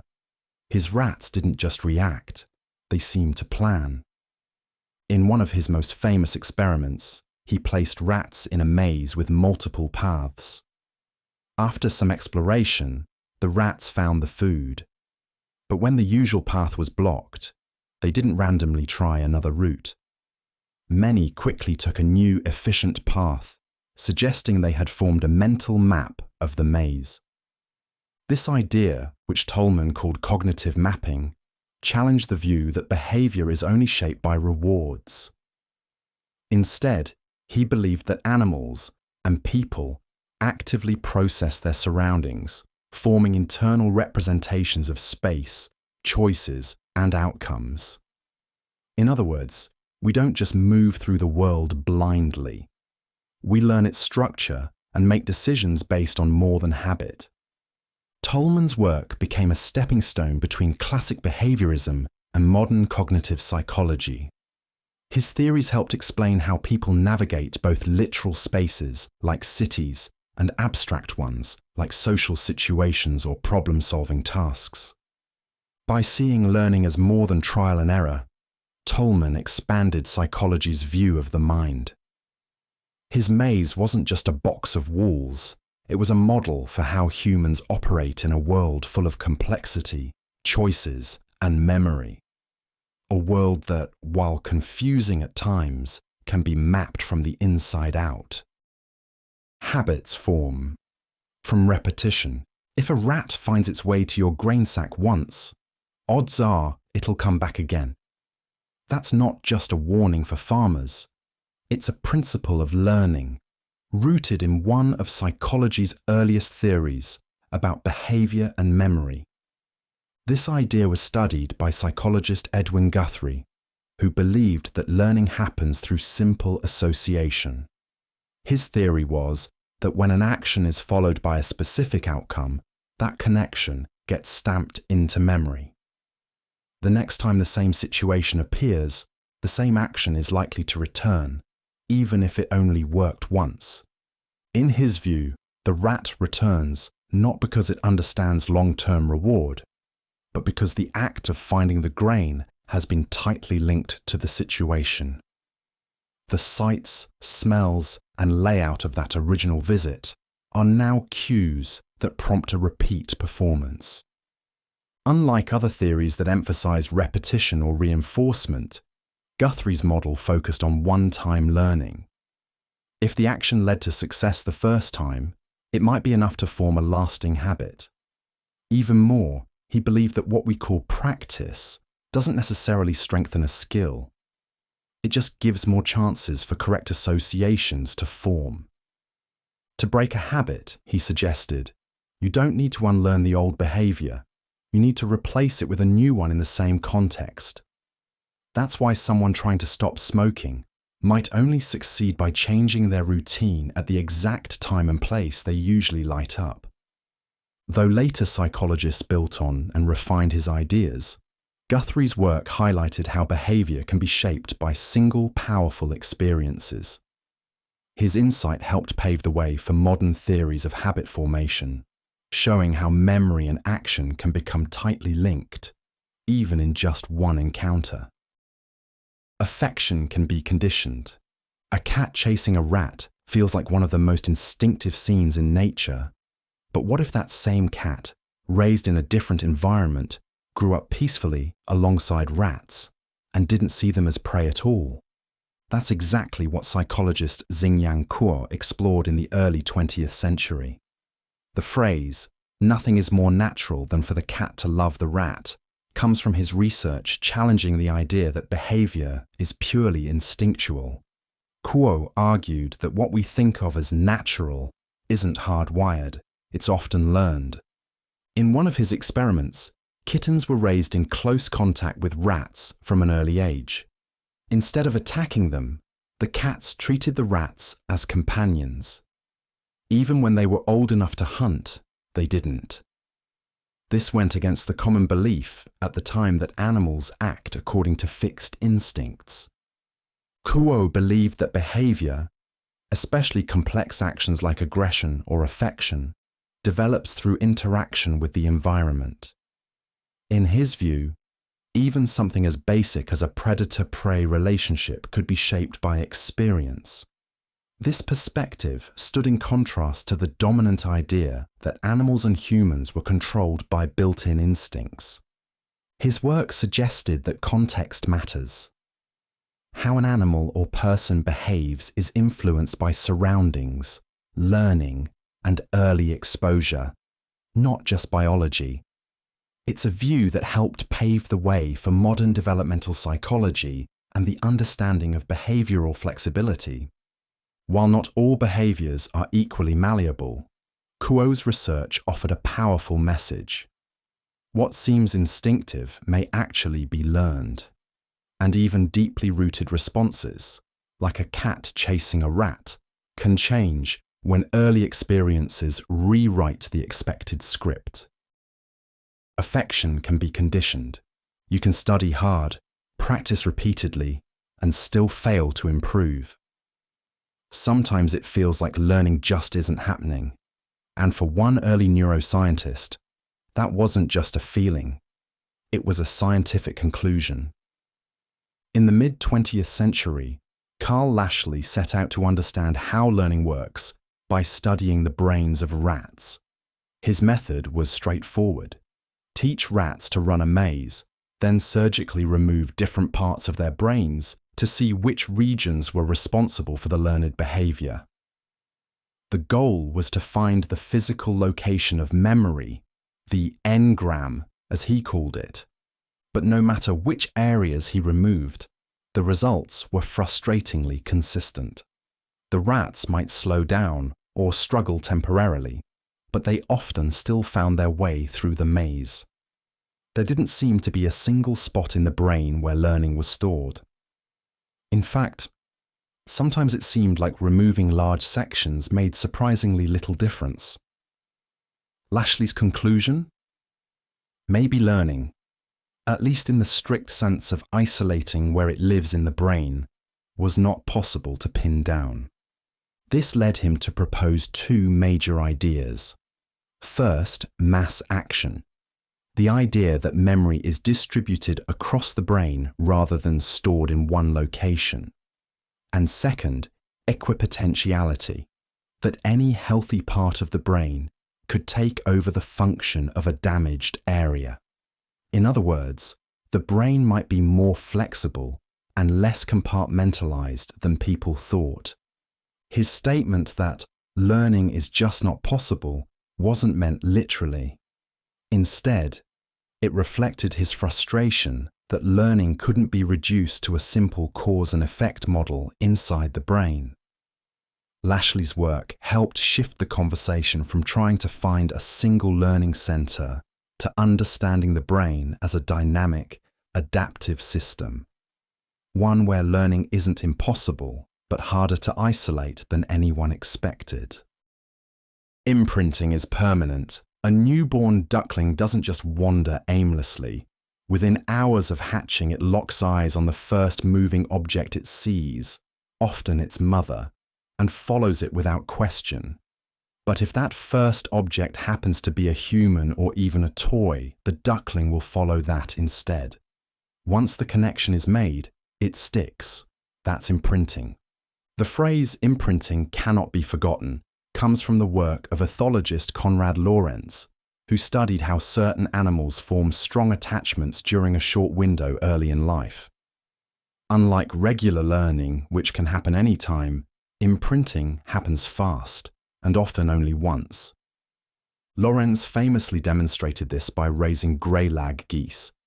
When they hatched, he made sure he was the first moving figure they saw. The result? The goslings treated him as their parent. They followed him around the yard, ignored their biological mother, and never reversed course, even when shown other geese. What made imprinting so significant is that it showed some learning happens automatically, without reinforcement or repetition. It's time-sensitive and deeply ingrained. Once an animal imprints, that image or pattern becomes permanently locked in its brain. Imprinting doesn't only explain animal behavior, it raised questions about early development in humans.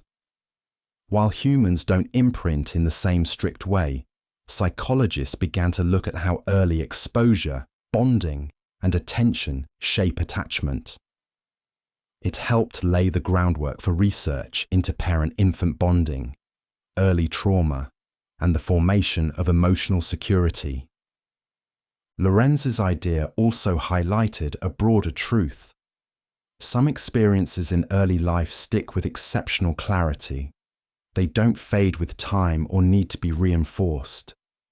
The brain treats them as foundational, and that insight changed how scientists viewed memory, attachment, and the sensitive periods that shape who we become. Reinforcement shapes behavior. You press a button and a reward pops out. Next time, you press it again, faster. Over time, that simple loop can shape complex behavior. This is the foundation of one of psychology's most influential ideas.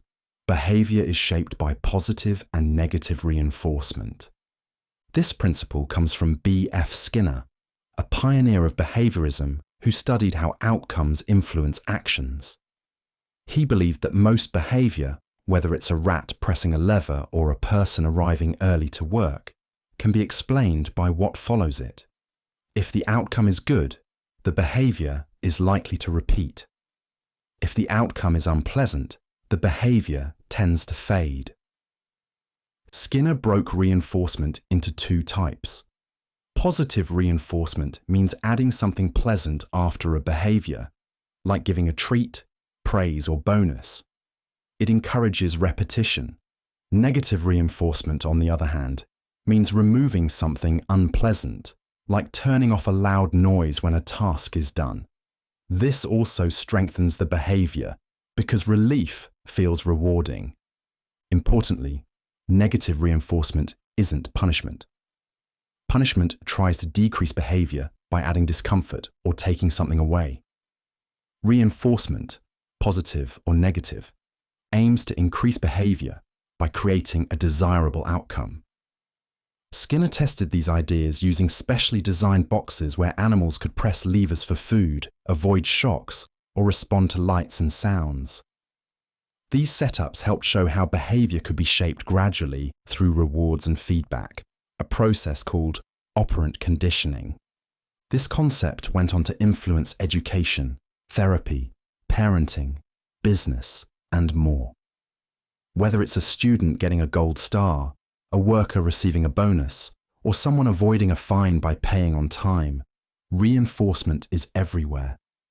It doesn't just explain how habits form, it provides a tool for changing them. Behaviour, Skinner showed, isn't random. It's built step by step by what comes next. Relaxation replaces fear. You're about to give a presentation and your heart's racing. You imagine yourself forgetting your lines, people staring, silence stretching. The more vividly you picture the worst-case scenario, the more your body reacts like it's real. That's not just stress. It's a loop between thought and reaction. And one early therapist found a simple way to break it. Stop imagining the scene and relax. This idea comes from Joseph Wolper, a South African psychiatrist known for developing a method called systematic desensitization. He worked with people who had intense fears of dogs, heights, public speaking, and noticed that their anxiety was often fueled by mental rehearsal. Just imagining the feared situation could trigger a full-blown stress response. Wolpe's breakthrough was rooted in a simple observation: the body can't be relaxed and anxious at the same time. So, he trained patients to deeply relax their muscles step by step. Once they learned how to reach this calm state, he would gradually introduce imagined versions of the thing they feared, first mild, then more intense, while helping them stay relaxed. If a patient feared flying, for example, they might start by picturing themselves walking into an airport. Later, they'd imagine sitting on the plane. Over time, the relaxation response replaced the fear response. Their brain learned that the situation didn't always have to mean panic. Wolper called this technique reciprocal inhibition, where one emotional state actively cancels out another. It became a foundation for behavioral therapy, influencing how psychologists treat phobias, anxiety, and trauma to this day. The core message is practical. You can't simply will fear away, but you can train your body to respond differently. And that starts by interrupting the imagined disaster and teaching your mind a new, calmer story. Lifelong instinctual conflict. There are days when people feel full of energy, ready to build, connect, and create. Other times they might withdraw, lash out, or act in ways that seem to undermine their own happiness. Sigmund Freud believed these conflicting drives weren't random. He saw them as part of a deeper, ongoing tension between two fundamental forces, the life instinct and the death instinct. According to Freud, the life instinct, what he called eros, pushes us towards survival, pleasure, reproduction, and connection. It fuels our desire for intimacy, creativity, and growth. Everything from raising a family to starting a business reflects this drive to preserve and enhance life. But Freud also believed in an opposing force, thanatos, the death instinct. This isn't about wanting to die in a literal sense. Instead, it's a pull towards self-destruction, aggression, or a return to a tension-free state, even if that means undoing progress. Acts of violence, addiction, or repeated personal sabotage might be expressions of this instinct in action. Freud suggested that these two instincts are always interacting beneath the surface. A person might work hard to achieve something meaningful, eros, but later undermine their success out of fear, guilt, or internal conflict, thanatos. The result isn't always dramatic. It could be procrastination, strained relationships, or emotional withdrawal. This theory was an attempt to explain why people often seem to act against their own best interests, why some moments are driven by love and others by destruction. Freud's idea remains controversial, especially the concept of an innate death drive. But it helps shift psychology toward a deeper examination of internal conflict, not just between what people want and what they should do, but between two opposing drives that shape behavior in subtle, lasting ways. Superego challenges the ego. You forget to return a text, skip a workout, or make a mistake at work. It seems small, but suddenly your mind turns on you. You replay the error, criticize yourself, and feel like you've failed. That harsh inner voice, that's your superego stepping in, and not kindly. Freud described the mind as having three main parts: the id, which drives instinct and desire, the ego, which balances those impulses with reality, and the superego, which acts like an internal judge. It holds your values, ideals, and sense of morality, often shaped by parents, culture, and society.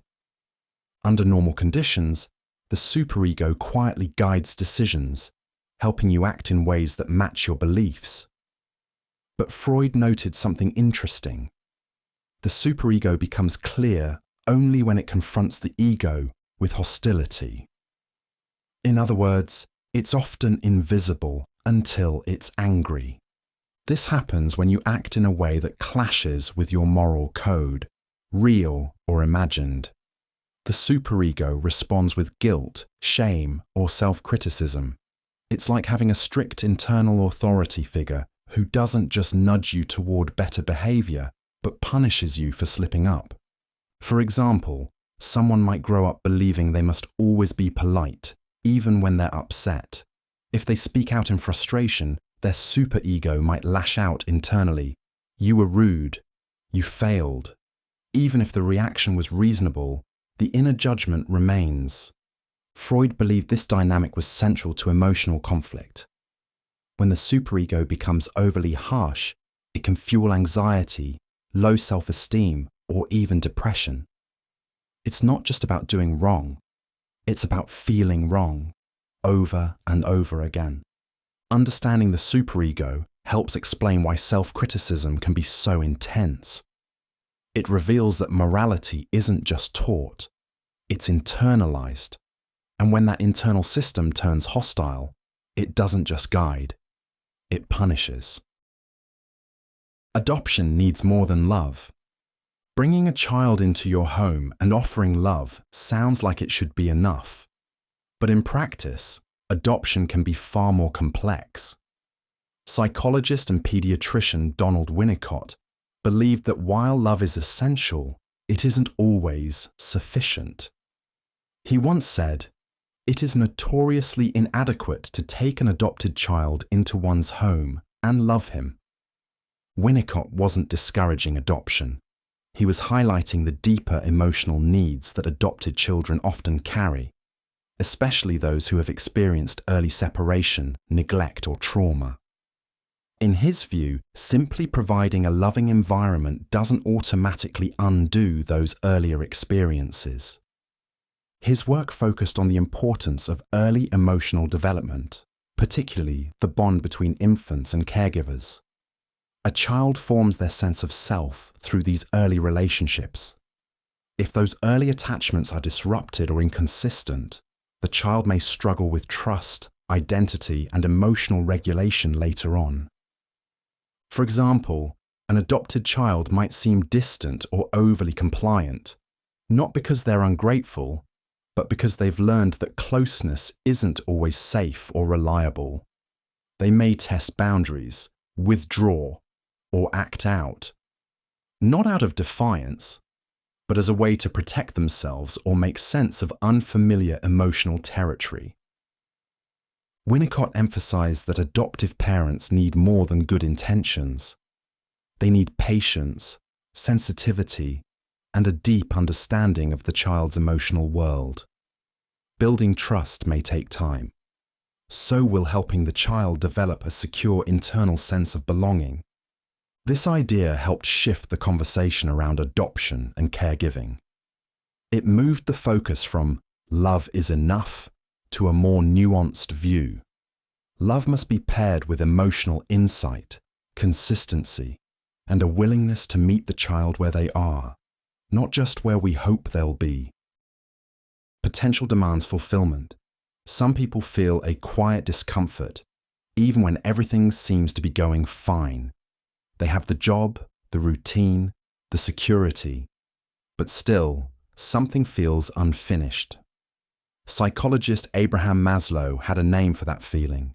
He believed it came from ignoring a deep inner drive, the need to become who you're capable of being. Maslow summed it up in one phrase: what a man can be, he must be. This idea sits at the top of his hierarchy of needs, a framework that outlines what humans require to thrive. At the base are physical needs like food and safety. Then come love, belonging, and self-esteem. But above all of that is something more personal: self-actualization. Self-actualization means realizing your full potential, not in a grand, dramatic way, but in whatever form fits you best. It might be creative expression, intellectual growth, helping others, or solving complex problems. It's not about becoming better than others. It's about becoming more fully yourself. Maslow believed that once basic needs are met, people naturally feel drawn to this higher level of fulfillment. But it's not automatic. Self-actualization takes effort. It requires honesty, risk, and sometimes walking away from paths that feel safe, but don't feel right. For example, someone working in a high-paying field might feel pulled towards something more meaningful, like teaching, building, or creating art.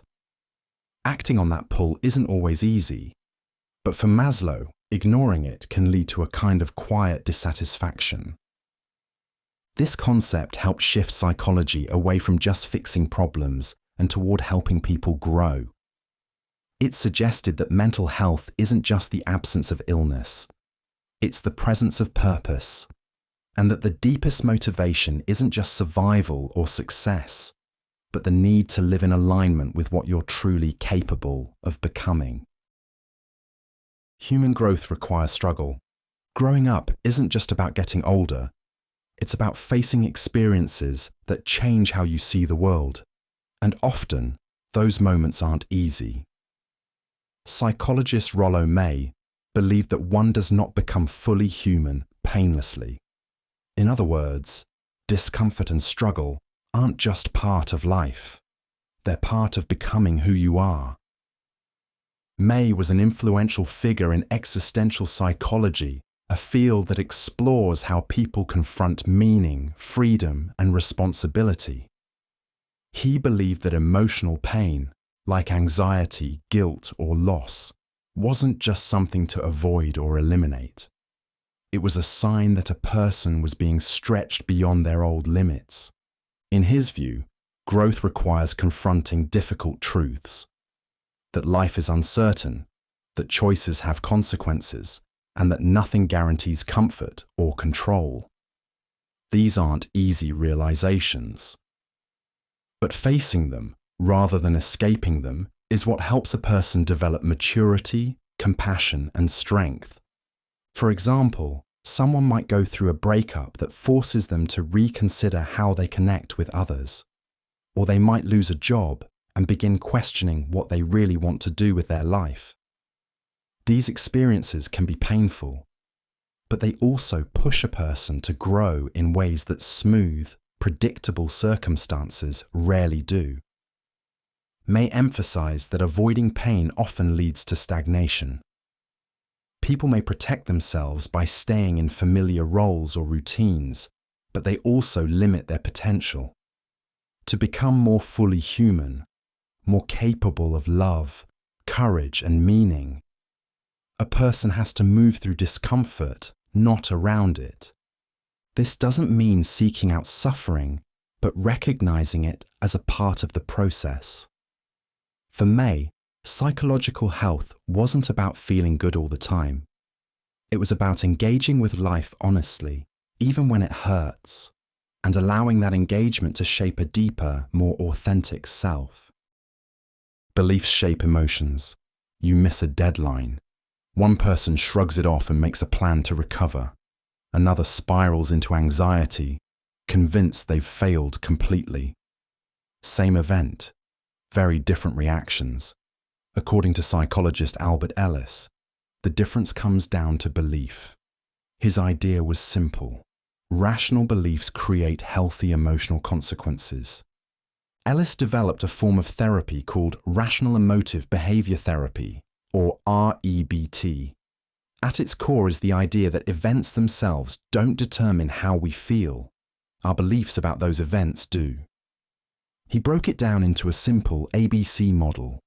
A is the activating event. B is the belief about that event. C is the emotional consequence. If the belief is irrational, like I must never fail or I'm worthless, the emotional result is often extreme: anxiety, shame, or depression. But if the belief is more rational, I'd prefer not to fail, but it doesn't make me a failure, the emotional response is more manageable. You might feel disappointed, but not devastated. Ellis believed that many emotional problems come from demanding, unrealistic thinking. Words like must, should, and always tend to create rigid expectations. By identifying and replacing these with more flexible beliefs, people can improve how they cope with stress, conflict, or setbacks. For example, someone rejected from a job might think, "This proves I'll never succeed." That belief leads to hopelessness. But if they think, "This is frustrating, but it's just one setback," the outcome is resilience. REBT doesn't promise instant happiness, but it gives people tools to think more clearly and feel more in control. By questioning automatic thoughts and challenging irrational beliefs, Ellis helped turn the focus of therapy toward everyday thinking. And in doing so, he showed that emotional health often begins not with what happens to us, but with how we explain it to ourselves. Families build personality. Before anyone learns to speak, argue, or solve problems, they first learn how to exist in a family. From the way conflict is handled to how love is shown, those early experiences shape how people function for the rest of their lives. That's why family therapist Virginia Satir described the family as the factory where people are made. Satir believed that families aren't just groups of related individuals, they're systems. And in those systems, patterns get repeated, roles get assigned. Rules, both spoken and unspoken, shape how each person thinks, feels, and behaves. The family environment doesn't just influence behavior, it helps build a person's entire sense of identity. For example, a child raised in a home where emotions are ignored might learn to suppress their feelings to keep the peace. Another raised in a household that demands perfection might grow up associating self-worth with achievement. These lessons aren't taught directly. They're absorbed through day-to-day interactions. Satir focused especially on communication. She observed that when families struggle, the problem often isn't the people, it's the way they communicate. Mixed messages, silent expectations, and emotional distance can all distort how family members relate to each other and to themselves. Her therapy aimed to open up dialogue, clarify roles, and rebuild connection. She also believed that families pass down more than genetics. They pass down emotional habits, how to deal with stress, how to trust, how to show love. Changing these patterns often means looking back, recognizing what was inherited, and making new choices. By framing the family as a factory, Satir wasn't being critical. She was being clear. Families are powerful environments where psychological blueprints are formed. And the earlier we understand how that shaping happens, the more we can grow beyond it when needed. Drop out to awaken. In the 1960s, a simple three-part phrase started appearing on posters, campuses, and television. Turn on, tune in, drop out. It became a cultural flashpoint, but it started as a psychological idea about consciousness, freedom, and how people relate to society. The phrase was coined by psychologist and former Harvard professor Timothy Leary, who became one of the most prominent figures in the psychedelic movement. Leary believed that modern life had disconnected people from their inner worlds. He argued that real personal growth required more than fitting into social expectations. It meant exploring the full potential of the mind. Turn on meant becoming aware, often through altered states of consciousness. Leary promoted the use of psychedelics like LSD as tools to unlock new perceptions and insights. He wasn't just advocating for recreational use. He believed these substances could help people see themselves and the world in fundamentally different ways. Tune in referred to finding a connection to nature, to creativity, or to a more authentic way of living. It was about aligning with experiences that felt meaningful rather than conforming to routines imposed by schools, corporations, or institutions. Finally, drop out wasn't about quitting life altogether. It was a call to step back from systems that felt rigid or dehumanizing. For Leary, that meant challenging traditional education, career paths, and even definitions of success. His views were controversial and often criticized, especially for encouraging drug use. But beneath the controversy was a larger question. How do people access the full range of human experience, and how much of that experience is shaped or limited by social conditioning? Leary's message wasn't universally accepted, but it forced psychology and culture to wrestle with ideas about autonomy, consciousness, and the limits of conformity. His phrase remains one of the most recognizable slogans of psychological rebellion. Insight isn't always helpful. You finally figure something out about yourself, why you react a certain way, why a pattern keeps repeating. For a moment, it's a relief, but then the insight takes over. It becomes the explanation for everything, and instead of freeing you, it narrows how you see yourself. That's the paradox behind the idea. Insight may cause blindness. This concept comes from family therapist Paul Watzlawick, who studied how people get stuck, not just in behaviors, but in explanations. In therapy and in life, we often search for insight, assuming that once we understand the why, everything will change. But sometimes, that understanding becomes a trap. Watzlawick noticed that people often cling to a single insight as the definitive reason for their problems. For example, someone might realize their anxiety started in childhood. That's useful, but if they begin to see every feeling, relationship, or failure through that lens, they might stop exploring new possibilities. The insight becomes a fixed story, not a starting point. This is especially common in therapy. A client uncovers a key memory or emotional dynamic and begins to reference it constantly. Instead of experimenting with new behaviors or perspectives, they rely on the insight like a diagnosis. It becomes the full explanation, even when it no longer fits. Watzlawick argued that real change often comes not just from knowing why something happens, but from shifting how we respond. Insight is helpful, but it's only part of the process.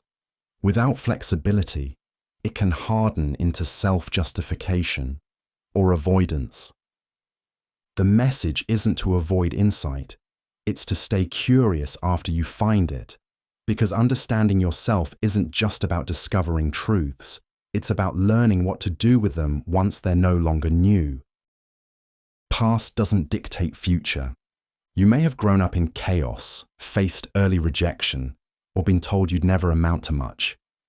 But according to psychologist and trauma specialist Boris Cyrulnik, our history does not determine our destiny. Where we start doesn't have to decide where we end up. Cyrulnik introduced many people to the concept of resilience, the ability to recover from hardship and build a meaningful life, even after serious emotional wounds. He argued that people are not defined by their suffering. Instead, they have the capacity to rewrite their story over time. This doesn't mean pretending that trauma didn't happen.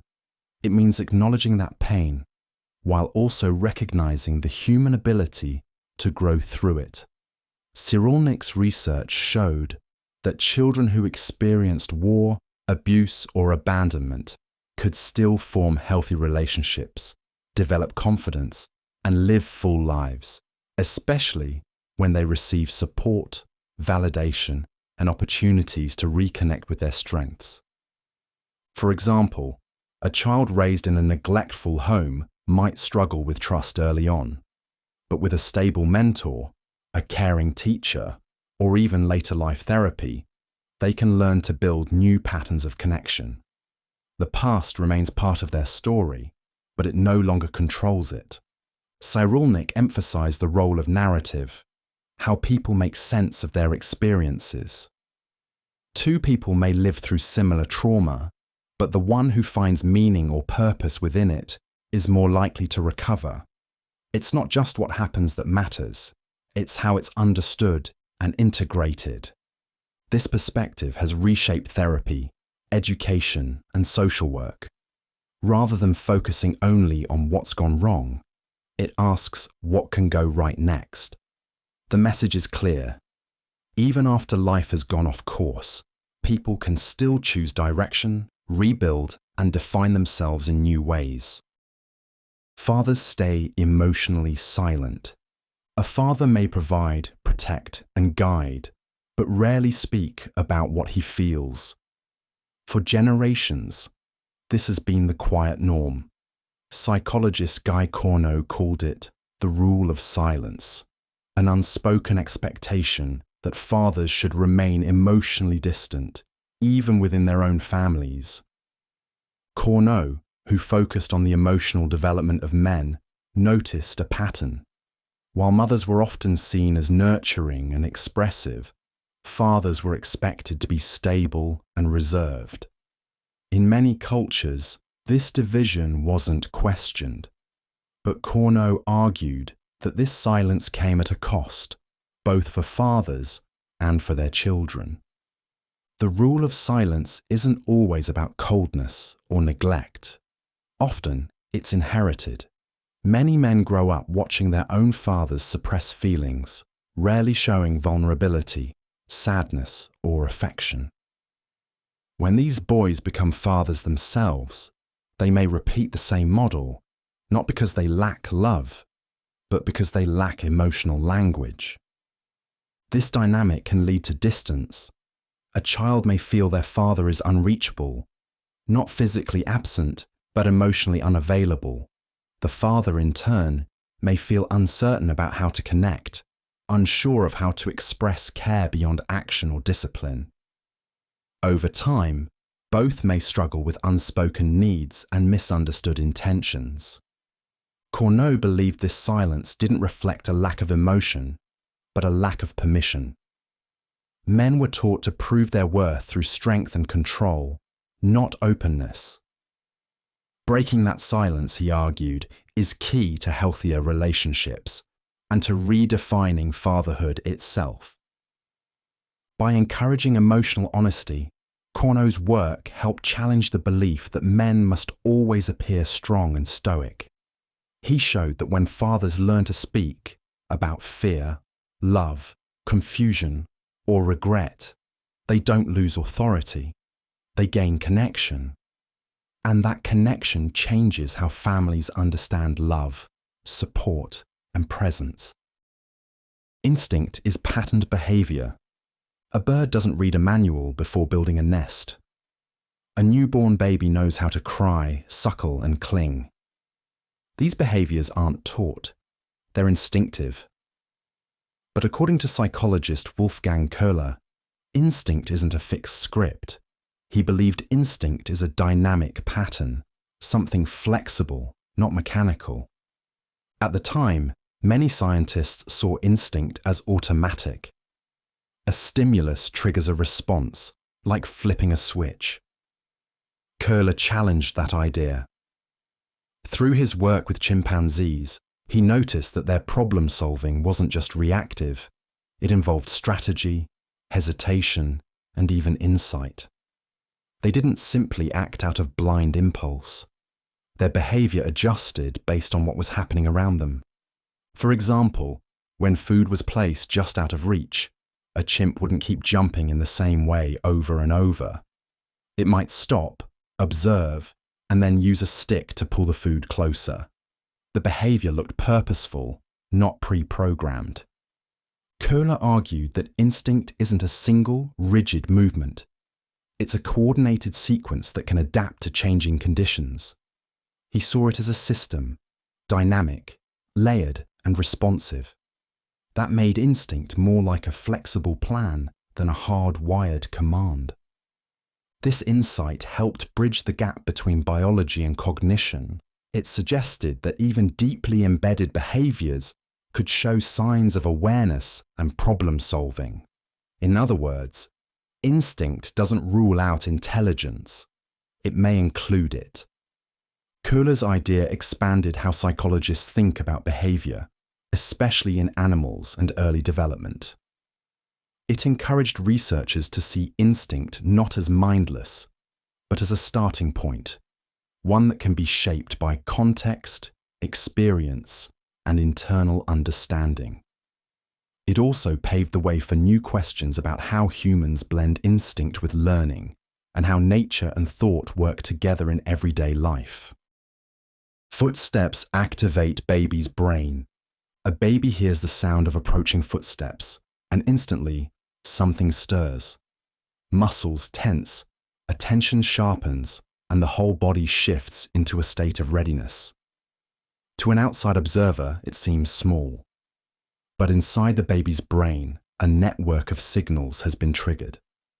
Psychologist Donald Hebb described it this way. When a baby hears footsteps, an assembly is excited. Hebb was one of the first to explain how the brain learns by connecting experiences with physical activity. He proposed that when two neurons are activated at the same time, the connection between them becomes stronger. His famous phrase, "cells that fire together, wire together," explains how habits, memories, and associations form over time. In this case, the baby's brain has learned that footsteps mean something. Perhaps a parent is coming, or feed-in time is near. The sound isn't just noise anymore. It's linked to a response. That reaction, emotional, physical, and mental, comes from what Hebb called a cell assembly, a group of neurons that activates together because they've been linked through repeated experience. This concept became the foundation for modern neuroscience. It showed that the brain isn't just a passive receiver of information, it actively reshapes itself in response to patterns. If footsteps consistently lead to comfort, food, or attention, the brain learns to react. And over time, the reaction becomes automatic. Hebb's theory helped explain everything from childhood learning to adult memory. It laid the groundwork for understanding how emotions are tied to past experiences, and how even the smallest cues can trigger full-body reactions. By focusing on the building blocks of brain function, Hebb gave psychology a way to connect behaviour, emotion, and biology, one neural assembly at a time. Knowledge is a process. You don't learn to ride a bike by reading about it. You learn by wobbling, adjusting, falling, and trying again. That's because real understanding doesn't come all at once. It develops over time. Psychologist Jerome Bruner captured this with a powerful idea. Knowing is a process, not a product. Bruner was a key figure in cognitive psychology, and he pushed back against the idea that learning is just about storing facts. Instead, he saw knowledge as something you build, actively, gradually, and often imperfectly. For him, understanding wasn't about arriving at a final answer. It was about the steps you take to get there. He believed that people don't just absorb information, they organize it, test it, and reshape it based on experience. A child learning what a dog is might first think it means any four-legged animal. Over time, they refine that idea. Their knowledge doesn't just grow, it evolves. This process-based view changed how educators thought about teaching. Bruner argued that the best way to help someone learn isn't to give them a finished explanation, but to support their journey of discovery. He introduced the idea of the spiral curriculum, where learners revisit the same concept at deeper levels over time. For example, a student might learn about gravity in simple terms in early school years. Objects fall down. Later, they explore force, mass, and acceleration. Each layer builds on the last, showing that understanding deepens, not just accumulates. Bruner's insight also applied beyond the classroom. It shaped how psychologists think about problem solving, perception, and memory. It suggested that even adults are constantly refining what they know. And it emphasized that the act of learning isn't a switch that flips. It's a process that unfolds, one step at a time, over a lifetime. Conviction resists change. Try to tell someone they're wrong about politics, a favorite brand, or even the best way to load a dishwasher, and you'll likely hit a wall. That resistance isn't always about the facts. Psychologist Leon Festinger explored this tendency and came to a clear conclusion. A man with conviction is a hard man to change. Festinger is best known for developing the theory of cognitive dissonance. It describes what happens when a person holds two conflicting thoughts at once, like believing they're a careful spender while also noticing a pattern of impulsive shopping. That internal tension is uncomfortable, and the brain works hard to reduce it. The catch? People don't always change their behaviour to reduce dissonance. More often, they adjust their thinking. They might rationalise the purchase. It was on sale, or I deserved it, so they can keep both beliefs intact without feeling conflicted. This same process applies to deeply held beliefs.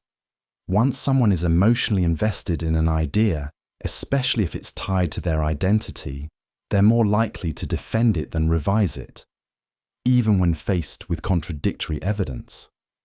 Festinger showed that conviction can actually increase after a belief is challenged, not decrease.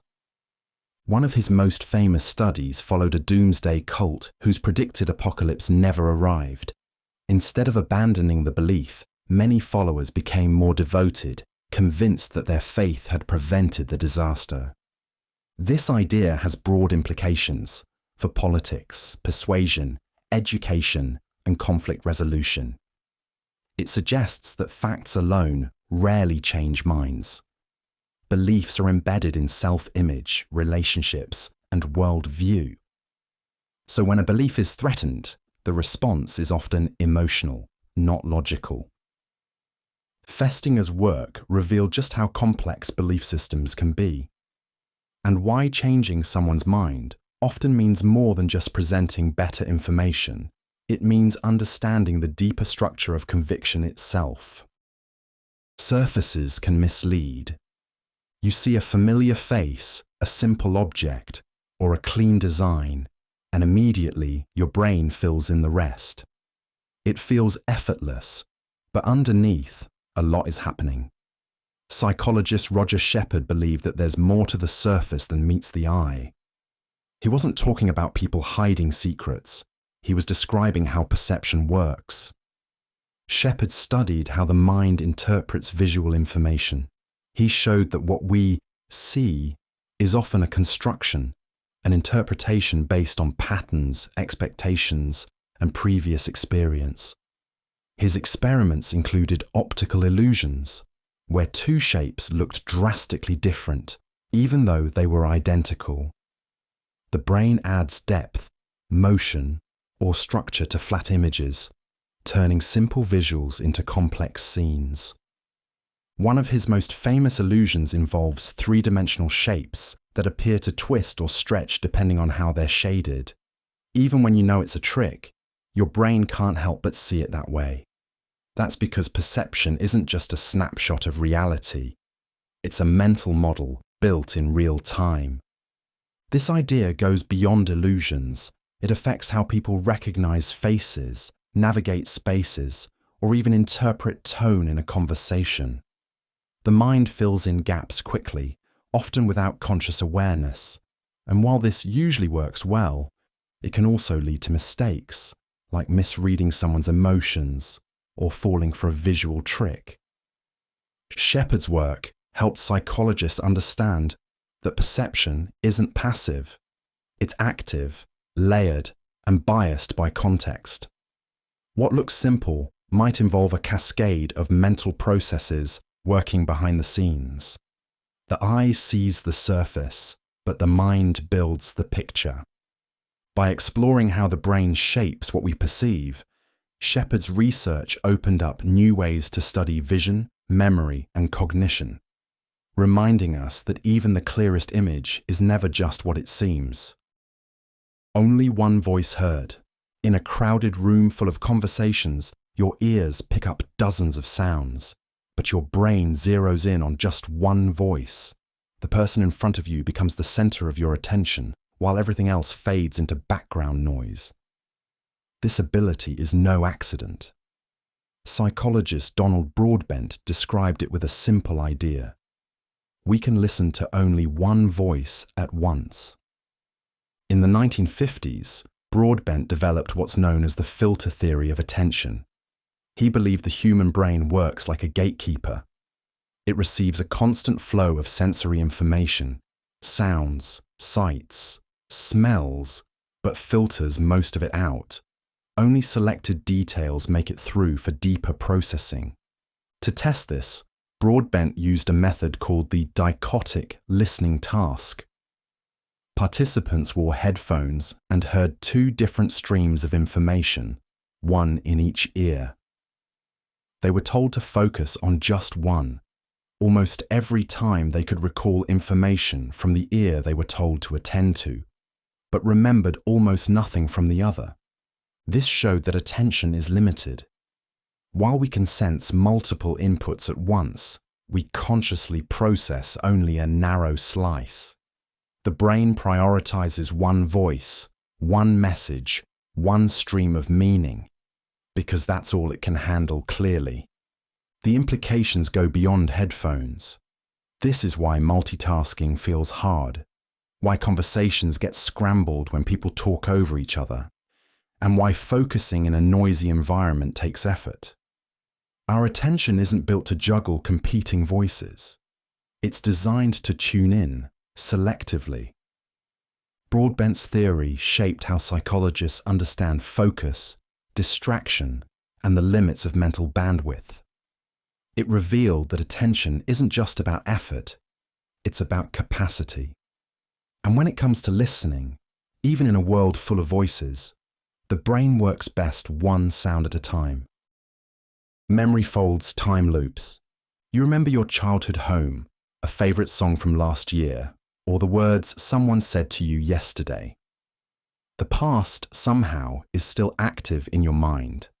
And in psychology, that's exactly the point.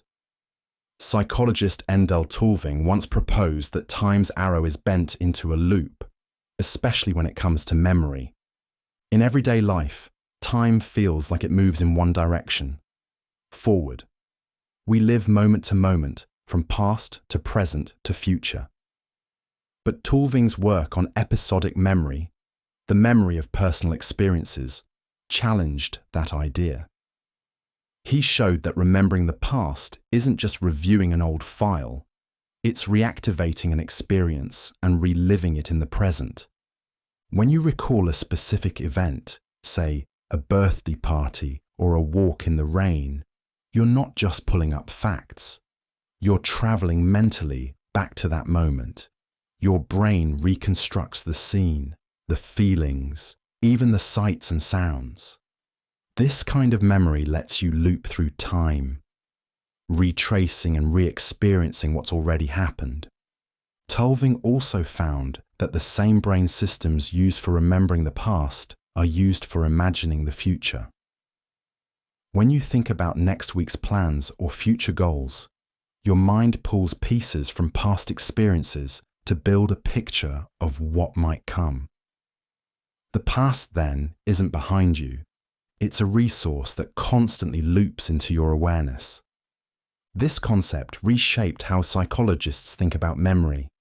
It's not just a storage system, it's a tool for self-reflection, planning, and identity. The ability to mentally travel through time helps you understand who you are, why you make certain decisions, and how you prepare for what's ahead. By bending time into a mental loop, Tulving showed that memory isn't fixed. It's active, adaptive, and always pointing both ways. Understanding requires intervention. You can watch traffic all day, study the patterns, even measure the flow. But until you try to reroute it, you won't really understand how the system works. That same principle applies to human behavior. Psychologist Kurt Lewin captured this with the idea, you cannot understand a system until you try to change it. Lewin, a pioneer of social psychology, believed that behavior is always part of a larger system. A person's actions aren't just about individual choices. They're shaped by relationships, environments, norms, and expectations. If you want to understand why people act the way they do, observing from the outside can only get you so far. Real understanding comes when you intervene. Lewin applied this concept in his work on group dynamics and organizational change. For example, he studied how people adapted to new roles, shifted attitudes, or resisted new routines. He found that when you try to change behavior, say by altering a group rule or challenging a cultural habit, you reveal the system's hidden rules, tensions, and feedback loops. Think of a workplace where productivity is low. You might assume the problem is laziness, but if you try to change it by adjusting team structure, incentives, or communication, you might uncover something deeper: unclear leadership, lack of trust, or outdated procedures. Lewin introduced the idea of unfreezing, changing, and refreezing as a model for how transformation happens. First, you loosen the current pattern. Then, you introduce new behaviors.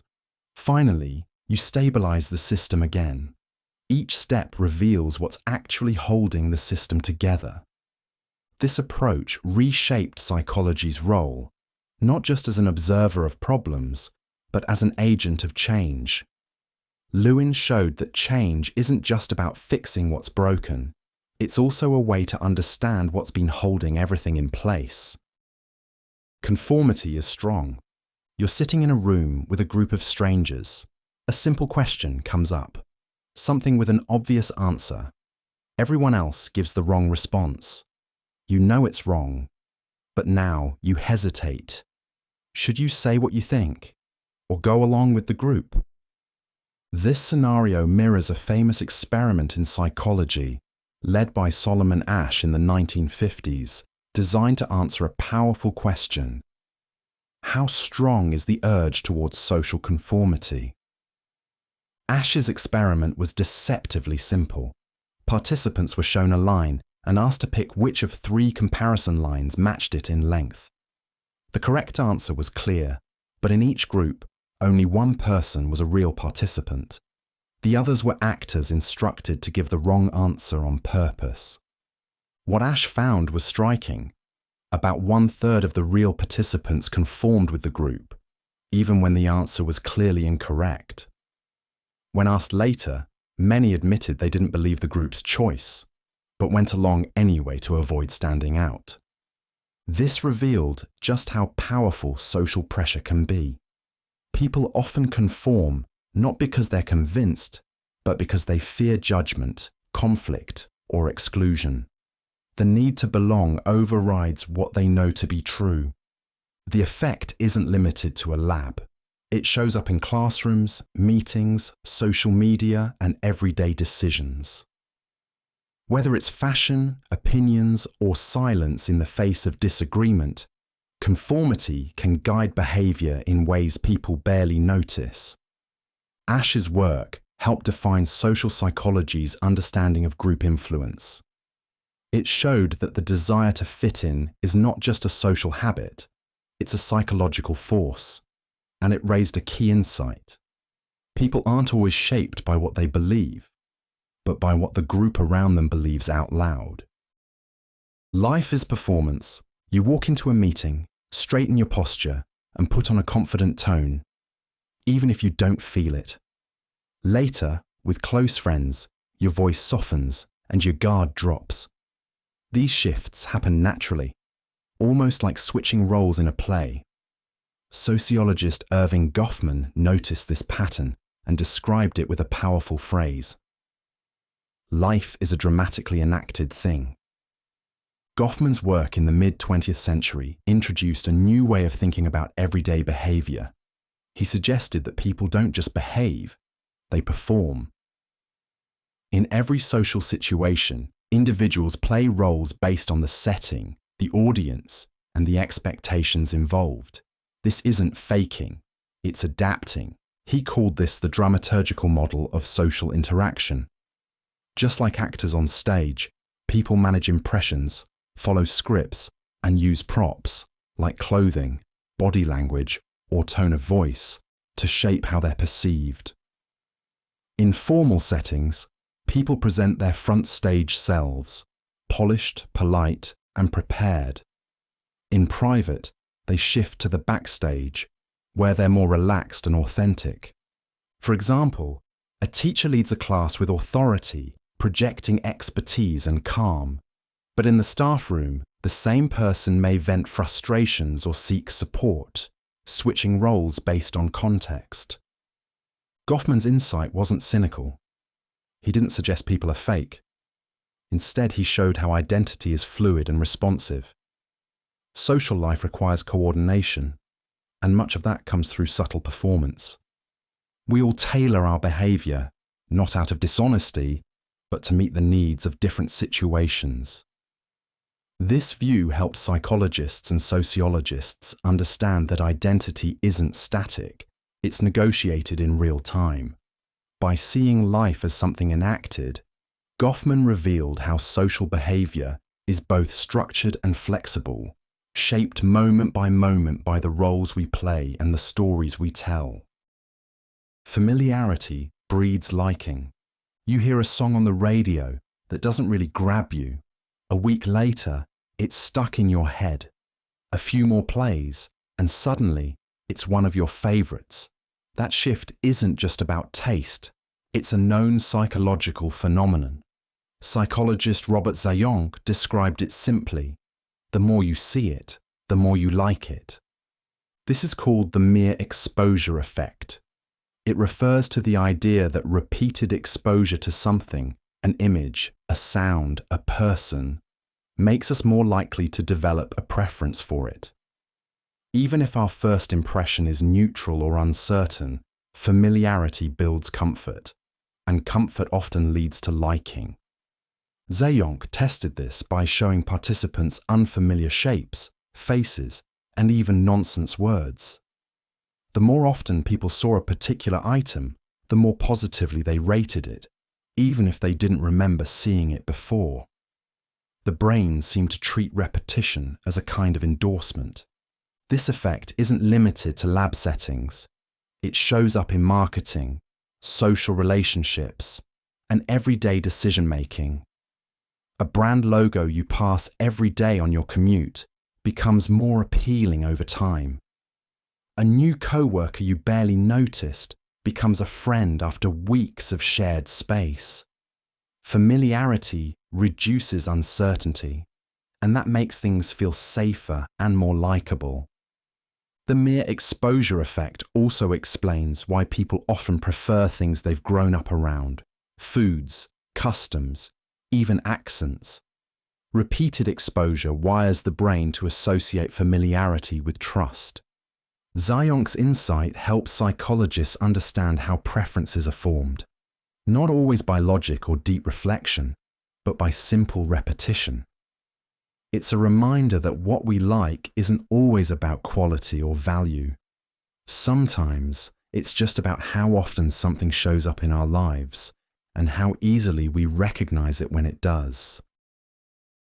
Competence faces gender bias. You watch someone lead a team effortlessly, confident, capable, and composed. But when that someone is a woman, the reaction can be surprisingly mixed. That's what psychologist Janet Taylor Spence set out to explore with a question that still feels relevant. Who likes competent women? Spence was one of the first researchers to investigate how gender stereotypes affect how people are perceived, especially in professional or leadership roles. Her work revealed a subtle but consistent bias. When women display competence, they aren't always rewarded with approval. In fact, they're often met with discomfort. This is due to what's called role incongruity. Society has long associated competence, traits like assertiveness, independence, and authority, with men. Meanwhile, warmth, agreeableness, and nurturing have been tied to women. So when a woman excels in roles that demand traditionally masculine traits, it creates a mismatch between expectations and reality. Spence found that this mismatch could lead to social penalties.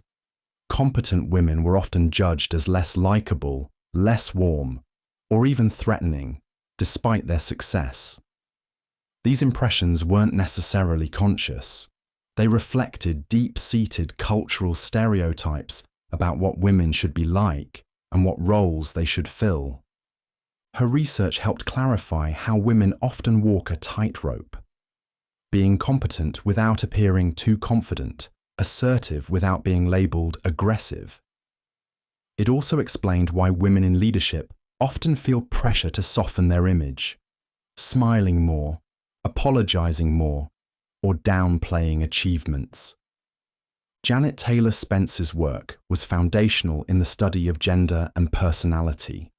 It showed that competence alone isn't always enough for women to be accepted or admired, and it challenged both psychology and society to reconsider the narrow standards we use to judge success, leadership, and likability, especially when those traits come in a female voice.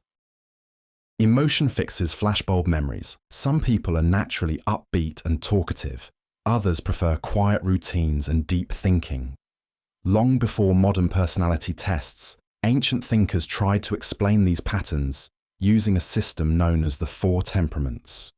This idea dates back to ancient Greece, where physicians like Hippocrates and later philosophers like Galen believed that human behaviour was shaped by four bodily fluids, or humours.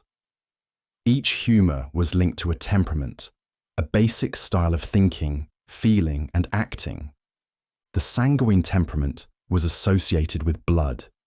Sanguine people were seen as sociable, energetic, and optimistic.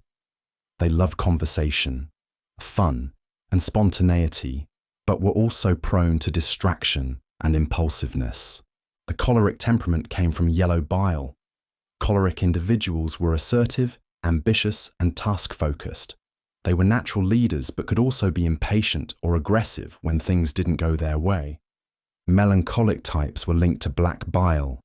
These individuals were thoughtful, reserved, and detail-oriented. Often artistic or analytical, they tended to be serious and sensitive, sometimes leaning toward worry or pessimism. Finally, the phlegmatic temperament was associated with phlegm. Phlegmatic people were calm, reliable, and diplomatic. They avoided conflict and worked well with others, though they might be seen as passive or indecisive. While the medical explanation of humours is now outdated, the core insight that personality tends to follow recognizable patterns still resonates. Many modern theories, like the Big Five or Myers-Briggs, echo these early categories in more refined ways. The four temperaments helped lay the groundwork for how we think about personality today. They offered a framework for understanding human diversity, not just in how people act, but in how they relate, react, and move through the world. And centuries later, the model still sparks curiosity about why we are the way we are. We are social beings. You check your phone, not just for news or entertainment, but to see if someone's replied. Even in silence, there's an underlying pull toward connection. Psychologist William Glasser captured this fundamental drive with a simple idea. We are, by nature, social beings. Glasser believed that human behaviour is largely shaped by the need to belong. Whether it's friendship, family, or community, relationships play a central role in our emotional health. According to his theory, choice theory, 5 basic needs drive our actions: survival, love and belonging, power, freedom, and fun. Among them, the need for love and belonging is often the most powerful. From early infancy, humans are wired to seek social contact. Babies instinctively bond with caregivers. Children learn by mimicking those around them, and adults continue to form identities through shared experiences and roles: partner, friend, colleague, or parent. Social connection isn't just emotionally fulfilling, it has measurable effects on mental and physical health. Studies show that people with strong social ties tend to live longer, recover more quickly from illness, and cope better with stress. Conversely, chronic loneliness can have the same negative health impact as smoking or obesity. Glasser argued that many psychological problems, depression, anxiety, even behavioural disorders, can be traced back to unmet social needs. When people feel disconnected or unvalued, they may act out, withdraw, or spiral into self-doubt. But when they feel understood and accepted, they're more likely to thrive. This idea reshaped how therapists, educators, and even business leaders approach motivation and well-being. It suggests that solutions often lie not in isolation or analysis, but in building better connections. Being social isn't just a trait, it's a core feature of being human, guiding how we think, feel, and grow. Justice shapes belief. You hear about someone getting a promotion and the first thought is, they must have worked hard for it. Or someone is in an accident and you quietly wonder what they did wrong. These reactions seem natural, but they reveal a deeper psychological tendency. Psychologist Melvin Lerner studied this and called it the just world hypothesis, the belief that people get what they deserve.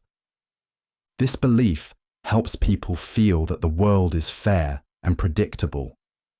It reassures us that good actions lead to good outcomes and bad actions bring consequences.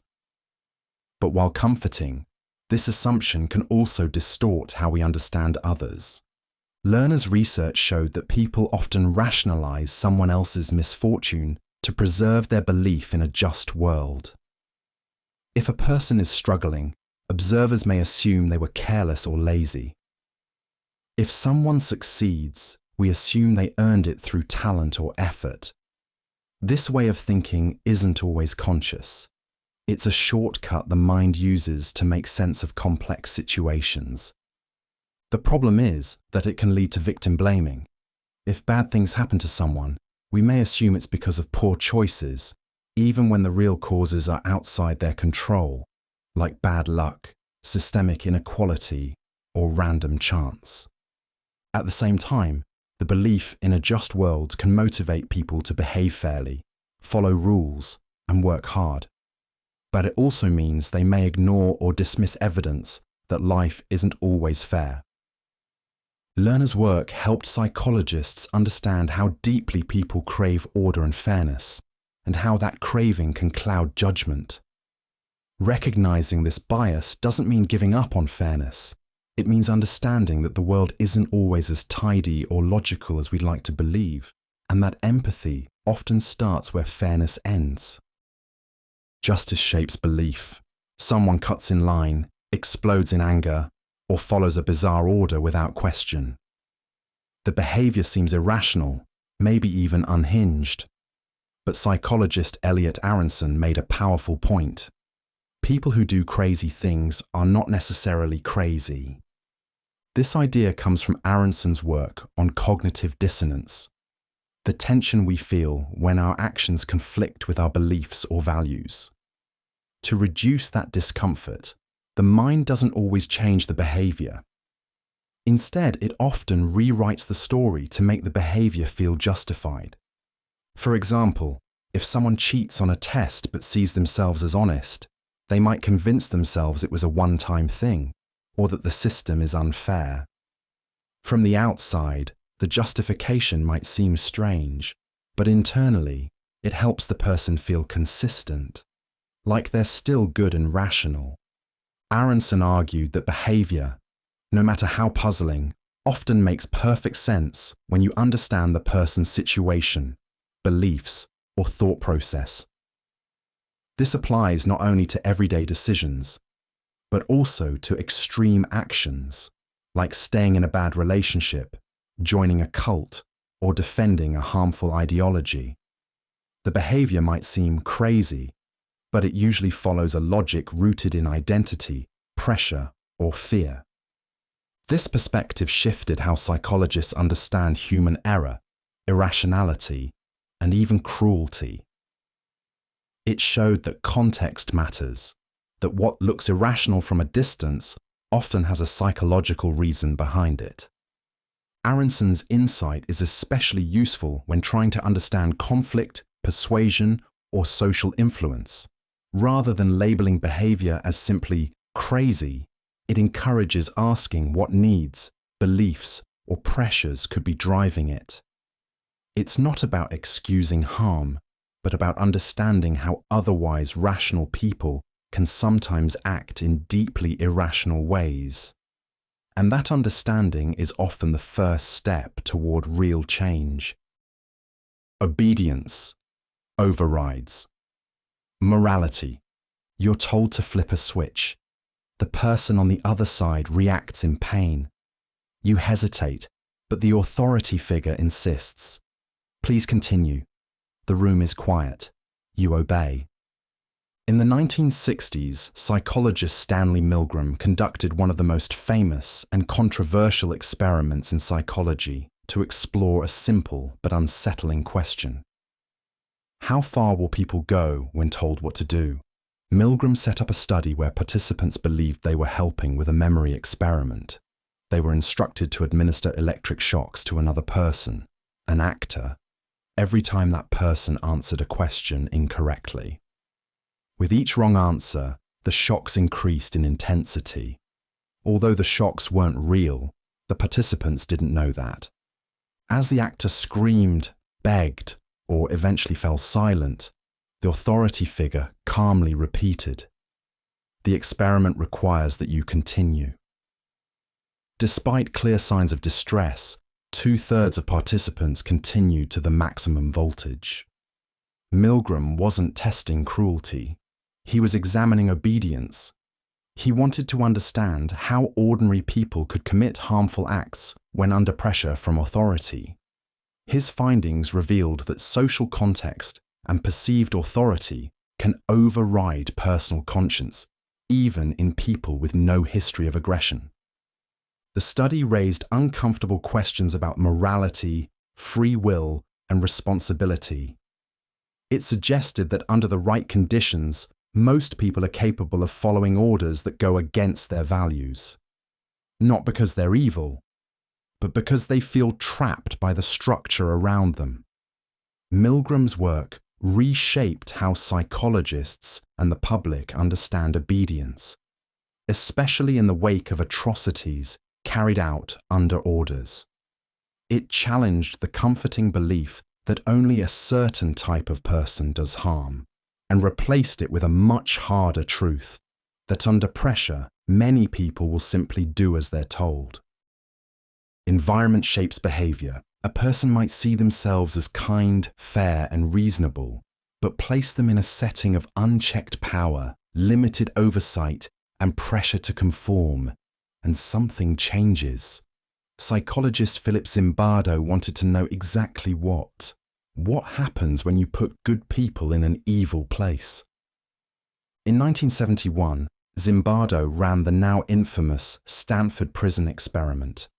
Volunteers were randomly assigned to be either guards or prisoners in a mock prison set up in the basement of a university building.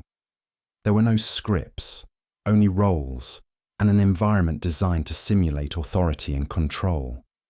The results were disturbing. Within days, the guards began showing increasingly aggressive behaviour, humiliating, demeaning, and psychologically abusing the prisoners. Meanwhile, the prisoners became passive, stressed, and emotionally distressed. The experiment, originally planned for 2 weeks, was shut down after just 6 days. Zimbardo's findings highlighted a powerful idea. People's behaviour can change drastically depending on the system they're placed in. The experiment suggested that cruelty and abuse aren't always about individual flaws or personality. Often they emerge from situational forces, the rules, expectations, and power structures that shape how people act. This helped explain real-world events like prisoner abuse, group violence, and systemic discrimination. It showed that ordinary people can do extraordinary harm, not because they are inherently evil, but because the environment enables it. Zimbardo's work sparked widespread debate, both for its insights and its ethical implications, but it remains a cornerstone of social psychology, offering a hard look at how much context matters. It raised a difficult truth. Understanding human behaviour isn't just about who someone is, it's also about where they are, what role they've been given, and what the system silently allows. Trauma is socially rooted. A person struggling with trauma might feel isolated, believing the pain is theirs alone. But psychologist and activist Ignacio Martín Baró argued that trauma isn't just a private experience, it's shaped by the world around us. He believed that trauma must be understood in terms of the relationship between the individual and society. Martín Baró worked in El Salvador during a period of intense political violence. He noticed that many people suffering from psychological distress weren't experiencing isolated events. They were responding to poverty, oppression, and systemic injustice. Traditional psychology often focused on internal causes, like personality or family history. But Martín Baró saw that external social forces played a major role. He introduced the idea of social trauma, the psychological impact of living under violence, inequality, or exclusion. For example, someone living in a war zone or under constant discrimination might develop anxiety, depression, or fear, not because of personal weakness, but because their environment is unstable and unsafe. This perspective shifted the focus from what's wrong with the individual to what's happening around them. It emphasized that mental health can't be separated from social conditions. If someone is suffering, it may be a sign that something is broken, not just in their life, but in their society. Martine Barreau believed that healing also had to involve the community. Therapy alone wasn't enough if the person returned to the same harmful conditions. Real recovery, he argued, meant addressing the structures, economic, political, and cultural, that cause widespread suffering in the first place. His work continues to influence how psychologists, educators, and community leaders understand trauma. It highlights the importance of listening not only to individual stories, but to the broader systems those stories unfold within, and reminds us that social change and psychological healing often go hand in hand. Education enables new thinking. A child memorizes a fact, repeats it on a test, and earns a good grade. But when faced with a real-world problem, they freeze. This is the gap psychologist Jean Piaget wanted to close. He believed that the goal of education is to create men and women who are capable of doing new things, not just repeating what others have done. Piaget wasn't focused on cramming facts. He was interested in how people learn to think. As one of the pioneers of developmental psychology, he studied how children build knowledge step by step, from sensory exploration in infancy to abstract reasoning in adolescence. What he found was that real understanding doesn't come from being told. It comes from figuring things out. He argued that education should help students construct knowledge, not just receive it. That means encouraging curiosity, experimentation, and reflection. In this model, mistakes aren't failures. They're part of the learning process. When a child tries something new, even if it's wrong, they're developing the ability to reason, adjust, and try again. For example, instead of teaching a math formula by rote, Piaget would have students explore patterns and relationships. Instead of memorizing historical dates, he'd encourage asking why events happened and how they connect. The goal is to build thinkers, not repeaters. This idea reshaped how schools and teachers approach learning. It inspired hands-on education, problem-solving activities, and a focus on critical thinking. It also helped educators understand that children aren't just small adults. They learn in distinct stages that require different kinds of support. By focusing on the ability to do new things, Piaget emphasized adaptability, creativity, and independent thinking, skills that matter far beyond the classroom. His vision of education was about preparing people not for tests, but for life in a changing world. We become through others. You don't learn who you are by sitting alone in a room. You learn it in conversation, in conflict, in laughter, through every interaction that reflects something back to you. Psychologists and sociologists alike have explored this idea. We become ourselves through others. From infancy, humans are social learners. A baby copies facial expressions and responds to tone before they understand language. As we grow, we start forming an identity, but not in a vacuum. We understand who we are by seeing how others react to us. This process is often referred to as social mirroring. The psychologist George Herbert Mead described how the self emerges from interaction. He argued that our sense of I develops only after we form a sense of the me, how others perceive us. In other words, we construct a self by taking in external feedback and making it part of our internal story. This shows up in everyday life. A child told they're helpful begins to see themselves that way and looks for more ways to help. A teen who's constantly criticized may internalize self-doubt, even without clear reason. Relationships, whether nurturing or destructive, leave marks that shape not just how we act, but how we see ourselves. Even adults constantly revise their identity based on context. You might act one way with friends, another at work. That doesn't mean you're fake. It means your sense of self is dynamic, shaped by the social roles and expectations around you. Understanding this process helps explain how confidence builds, how insecurities take root, and why belonging matters so deeply.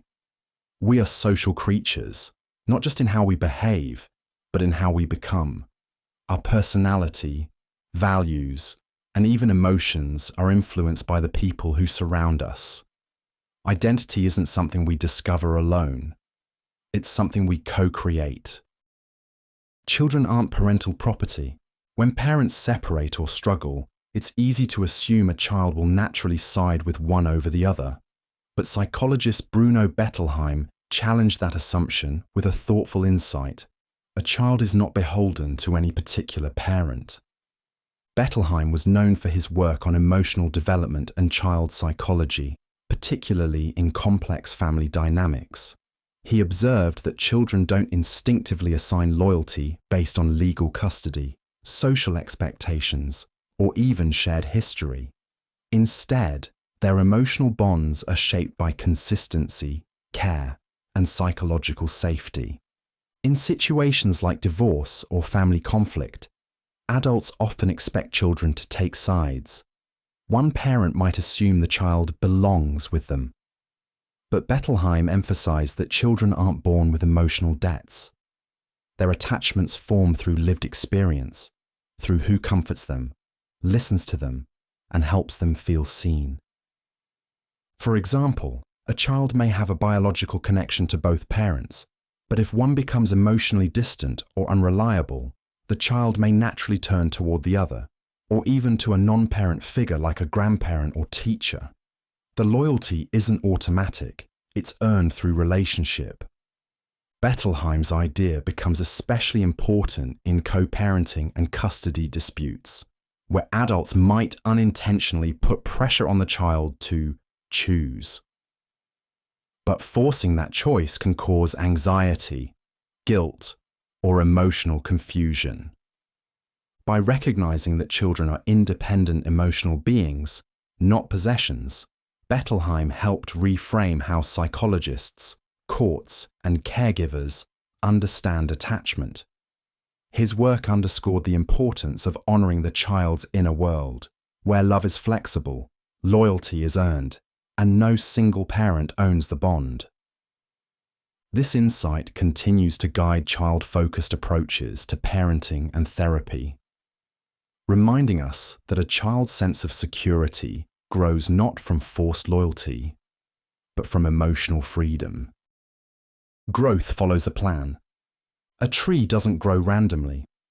Its shape, direction, and pace follow a hidden plan built into its structure. In psychology, a similar idea applies to human development. Erik Erikson described it this way: anything that grows has a ground plan. Erikson, best known for his theory of psychosocial development, believed that people grow according to an inner framework, an organized sequence of stages that unfold over time. These stages aren't fixed calendars of when things must happen, but they do follow a logical order, much like how a plant grows leaves before it bears fruit. Each stage in Erikson's model centers around a developmental challenge. In infancy, it's building trust. In early childhood, it's learning independence.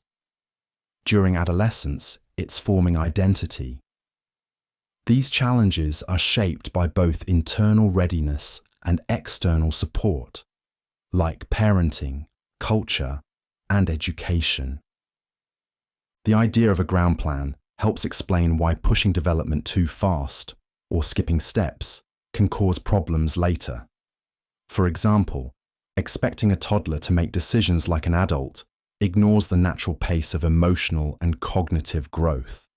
Similarly, someone who never fully developed a stable sense of identity in adolescence may struggle with intimacy or direction in adulthood. Erikson's ground plan isn't about strict rules, it's about recognizing the structure behind personal growth. It encourages patience, appropriate expectations, and support at the right times. Just like a plant needs different care at each stage, people need different kinds of guidance as they develop. This perspective also gives meaning to life's transitions. It suggests that growth isn't random or chaotic, but patterned, and that by understanding the sequence, we can better support ourselves and others as we move through life. For Erikson, psychological development had roots, branches, and seasons, all grounded in a plan that made human growth both orderly and deeply human. Attachment starts at birth. A newborn doesn't just need food, warmth, and sleep. It needs connection. From the very start of life, humans are wired to seek emotional closeness. Psychologist John Bowlby believed that early emotional bonds are an integral part of human nature. Not optional, not secondary, but absolutely central to development. Bowlby's work laid the foundation for what we now call attachment theory. He observed that infants naturally form strong emotional bonds with their primary caregivers, usually a parent. These bonds are not just about comfort. They shape how a child learns to trust, how they manage stress, and how they eventually form relationships with others. According to Bowlby, these early bonds function as a kind of internal blueprint. When a caregiver is consistently responsive, soothing the baby's cries, offering protection, showing affection, the child builds a sense of security.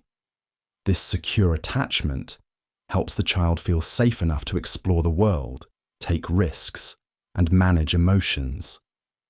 But when that care is unreliable, distant, or frightening, the child may develop insecure attachment. That can lead to difficulties in emotional regulation, fear of abandonment, or challenges in forming close relationships later in life. Bowlby saw these patterns not as fixed labels, but as adaptive responses to the emotional environment the child grew up in. His theory transformed how psychologists, doctors, and educators understand child development. It shifted the focus from behaviour alone to relationships, and from isolated traits to emotional context.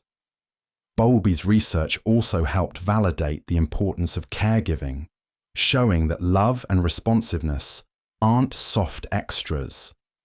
They are central to mental health. In essence, Bowlby showed that emotional bonds don't just decorate early life, they build it.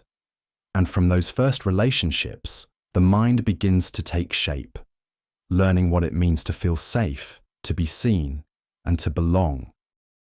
Comfort builds connection. What do babies need most, food or affection? In the mid-20th century, many believed that as long as an infant was fed and kept clean, emotional comfort was secondary. But psychologist Harry Harlow challenged that idea with a simple, powerful experiment. His conclusion reshaped developmental psychology. Contact comfort is overwhelmingly important. Harlow worked with infant rhesus monkeys who were separated from their mothers shortly after birth. He placed them in cages with two artificial mother figures. One was made of wire and held a bottle to provide milk. The other was soft and covered in cloth, but offered no food. The results were striking. Although the wire mother provided nourishment, the baby monkeys overwhelmingly preferred to cling to the cloth mother, especially when they were frightened or needed reassurance. They sought comfort, not just calories. The monkeys would feed quickly from the wire mother and immediately return to the soft one, using it as a secure base. This revealed something critical. Physical closeness and emotional comfort play a fundamental role in development. Warmth, touch, and a sense of safety aren't just luxuries. They're essential psychological needs. Harlow's work challenged behaviorist views that reduced relationships to reward and reinforcement.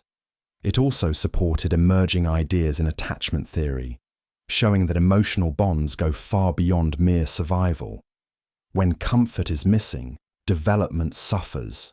Monkeys raised without nurturing touch displayed abnormal behaviors, such as social withdrawal, anxiety, and difficulty forming bonds later in life. These findings help transform how society thinks about parenting, foster care, and institutional settings. Touch and emotional security, once overlooked, are now seen as vital components of healthy development. In short, Harlow showed that love isn't a bonus, it's a biological necessity. And in moments of fear or need, comfort, not just nourishment, is what truly anchors us. Preparing for the unknown. We teach kids how to read, write, and solve math problems, but we don't really know what kind of world they'll grow up to live in. Psychologist Jean Piaget captured this tension with a powerful observation. We prepare children for a life about whose course we know nothing. This idea speaks to the challenge at the heart of education and parenting. Adults are responsible for guiding the next generation, but the future they're preparing them for is constantly shifting. New technologies, cultural changes, economic disruptions, these aren't just possibilities, they're realities that unfold faster than most school systems or parenting styles can adapt to. Piaget, known for his work in developmental psychology, emphasized that education should focus less on filling children with fixed knowledge and more on helping them develop flexible thinking. His theory of cognitive development showed that children learn best when they actively explore, question, and solve problems. The goal isn't just to teach facts, it's to teach how to think, adapt, and continue learning long after childhood ends. For example, teaching a child how to memorize historical dates may help them pass a test, but teaching them how to evaluate sources, understand context, and think critically prepares them for a world where information is everywhere and not always accurate. This mindset has shaped progressive education models, encouraging curiosity, creativity, and emotional resilience over rote learning. It also influences parenting styles that value independence and problem-solving over obedience and repetition. The core message is that we can't predict what careers, tools, or social challenges today's children will face, but we can help them build the cognitive and emotional foundation to face uncertainty with confidence. In Piaget's view, the purpose of education is not to prepare children for our past, but to prepare them for their unknown future. Sensitivity builds secure attachment. A baby cries, not just for food, but for comfort, safety, and connection. How the caregiver responds in that moment can shape the child's emotional life for years to come. Developmental psychologist Mary Ainsworth explored this process and came to a key insight. A sensitive mother creates a secure attachment. This idea emerged from Ainsworth's groundbreaking Strange Situation study, which observed how infants reacted to brief separations and reunions with their mothers. The babies who had caregivers that consistently responded with warmth, attention, and reliability showed what she called secure attachment. These children felt confident exploring their environment, knowing they had a safe base to return to. Sensitivity, in this context, doesn't mean overprotectiveness or constant hovering. It means recognizing and accurately interpreting a child's needs and responding in a timely, appropriate way. A sensitive caregiver sees when a child is tired, overwhelmed, or simply needs reassurance and acts accordingly. This secure attachment forms the emotional blueprint for future relationships. Children who experience it are more likely to develop strong self-esteem, better emotional regulation, and healthier bonds with others. In contrast, inconsistent or unresponsive caregiving can lead to insecure attachment, which may manifest as anxiety, avoidance, or difficulty with trust. The concept also extends beyond the word mother. While Ainsworth's original studies focused on mothers, psychologists today recognize that any consistent, sensitive caregiver, regardless of gender or relation, can provide this foundation. Understanding this dynamic has changed how psychologists, educators, and parents view early childhood care. It emphasizes that emotional development doesn't begin in school. It begins in the arms of someone who pays close attention. And that kind of sensitivity, practiced over time, gives a child the confidence to face the world and the security to return when they need to. Girls excel academically. In nearly every classroom, one trend quietly repeats itself. Girls tend to get better grades than boys. Across subjects, schools, and countries, the pattern has held up. Psychologist Eleanor E. McCoby studied this difference, not to rank one gender over another, but to understand how early social and developmental forces shape achievement. McCoby was a pioneer in the field of developmental psychology, particularly known for her work on gender differences. She noticed that while boys and girls score similarly on intelligence tests, their performance in school often diverges. Girls, on average, receive higher grades, and this begins early, often continuing through high school. One explanation lies in behavioral patterns. McCoby observed that girls are generally more compliant with adult expectations in early childhood. In structured environments like school, they're more likely to follow instructions, complete assignments on time, and manage classroom behavior effectively. These traits align closely with how most educational systems evaluate students. But it's not just about obedience. McCoby also noted that girls tend to develop language skills earlier and may feel more socially motivated to meet teacher expectations. These subtle advantages can influence how teachers perceive and grade their performance, even when actual test scores are similar between genders. Meanwhile, boys, especially in early development, are more likely to display impulsive or physically active behavior. While this isn't a sign of lower ability, it can lead to more classroom challenges and, in turn, affect how boys are evaluated.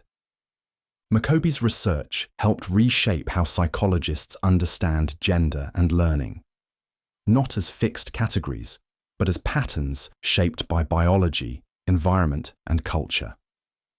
Her work opened the door to more nuanced thinking about how to support all students, not just by measuring outcomes, but by understanding the different paths they take to get there. Morality develops in stages. A child might say stealing is wrong because you'll get in trouble. An adult might say the same thing, but for a much more complex reason. That difference fascinated psychologist Lawrence Kohlberg, who believed that morality develops in 6 distinct stages. Kohlberg's theory built on the work of Jean Piaget, but focused specifically on how people reason about right and wrong. He argued that moral development isn't just about learning rules. It's about how our reasoning behind those rules changes as we grow. He organized the 6 stages into 3 levels. The first is pre-conventional morality, which shows up in young children. Stage 1 is all about avoiding punishment. Rules are followed to stay out of trouble. Stage 2 shifts slightly to personal gain. What's in it for me? The second level is conventional morality, more common in older children and many adults. Stage 3 focuses on seeking approval, being a good person, in the eyes of others. Stage 4 centers on maintaining order. Laws and rules must be obeyed because they keep society functioning. The third level is post-conventional morality, which fewer people reach. Stage 5 recognizes that laws are social contracts. They're important, but they can be changed for the greater good. Stage 6 is rooted in universal ethical principles like justice and human rights, even if those conflict with laws. To test his theory, Kohlberg posed moral dilemmas, like whether a man should steal medicine to save his dying wife, and studied how people explained their decisions. The why mattered more than the what. His model showed that moral reasoning grows with experience, reflection, and maturity. It's not just about what we believe, but how deeply and thoughtfully we understand the values behind those beliefs. Language organ matures naturally. A baby doesn't have to be taught how to speak from scratch. Just like walking or growing teeth, language seems to emerge naturally, almost as if it were built into the body. That's the core of a powerful idea in psychology and linguistics. The language organ grows like any other body organ. This concept comes from linguist Noam Chomsky, who proposed that humans are born with a biological foundation for language, a built-in system that makes learning to speak not only possible, but inevitable. He called this the language acquisition device, and he argued that it functions much like an organ in the brain, something that matures with time and use. Just as the heart beats and the lungs breathe, the brain is equipped to process grammar and structure, even in early childhood. Children don't just mimic what they hear. They apply rules, make creative mistakes, and form sentences they've never heard before. This ability appears universally across all cultures and languages, and it develops on a consistent timeline, regardless of intelligence or specific teaching. For example, toddlers often say things like goad or runned. They've never heard these incorrect forms, but they're applying grammar rules in new ways. This shows that children aren't simply copying adults. They're using an internal system that's been growing quietly in the background. Chomsky's theory challenged earlier beliefs that language was purely learned through imitation and reinforcement. Instead, it pointed to language as a biological function, something the human brain is naturally designed to do. This idea helped bridge psychology, linguistics, and neuroscience, reshaping how we understand development, cognition, and even the nature of human intelligence. Language in this view is not just a tool, it's an instinct that unfolds as part of our biology. List uses of toothpick. Imagine someone hands you a toothpick and asks, "What can you do with this?" The obvious answer might be cleaning your teeth, but in psychology, that question is a classic tool for measuring something much broader: creativity. Specifically, it tests divergent thinking, your brain's ability to generate multiple, varied solutions to a single problem. This idea comes from creativity research in cognitive psychology, particularly the work of J.P. Guilford. Instead of looking at how well someone solves a problem with one correct answer, divergent thinking asks how many different, imaginative answers a person can come up with. Name as many uses as you can think of for a toothpick is a common prompt used to explore this skill. Someone might say, build a miniature bridge, test the doneness of a cake, prop open a tiny switch, make art with toothpick sculptures, or use it as a bookmark in a very small book. Each response reflects the brain's flexibility, its ability to move beyond the familiar and tap into alternative uses, scenarios, or perspectives. Psychologists look at three things in these responses: fluency, how many ideas you generate; originality, how unique those ideas are; and flexibility, how varied the categories of those ideas are. A person who only lists different ways to clean teeth may show fluency but less flexibility. Someone who jumps from crafting to electronics to cooking shows a broader creative range. These kinds of exercises help researchers understand how creativity works, not as a mystical talent, but as a skill that can be encouraged and developed. The toothpick test may seem simple, but it taps into the brain's deeper ability to imagine, repurpose, and solve problems in unconventional ways, skills that are essential in everything, from innovation to everyday life. 3 motivators drive performance. Some people push themselves to win awards, others strive to improve their skills quietly, and some are driven by the need to connect and feel accepted. Psychologists have long studied what fuels human performance, and many agree on this. 3 key motivations drive how people perform: achievement, affiliation, and power. This idea was popularized by psychologist David McClelland, who argued that most goal-directed behavior is shaped by one of these dominant needs.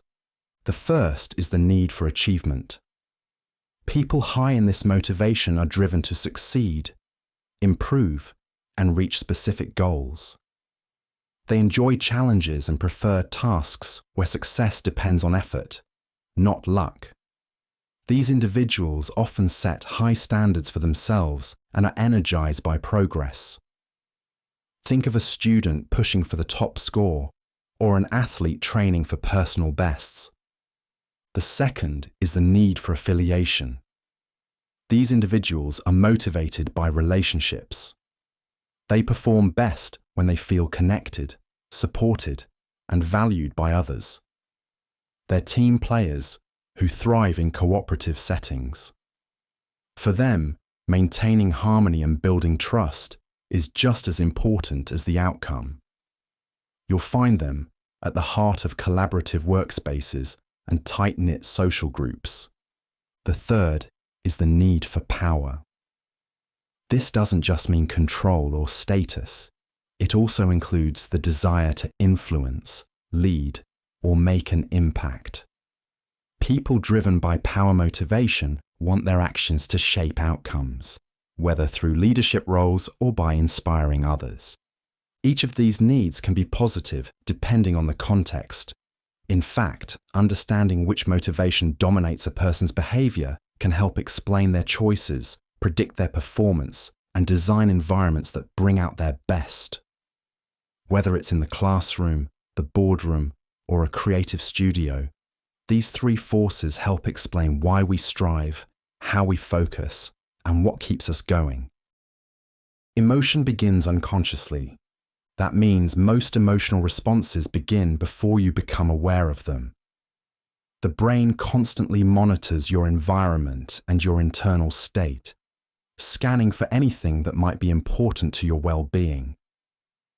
When it detects something meaningful, whether it's a threat, a reward, or a familiar face, it sends signals throughout the body, triggering physical changes like a racing heart, muscle tension, or facial expressions. All of this can happen in a split second without deliberate thought.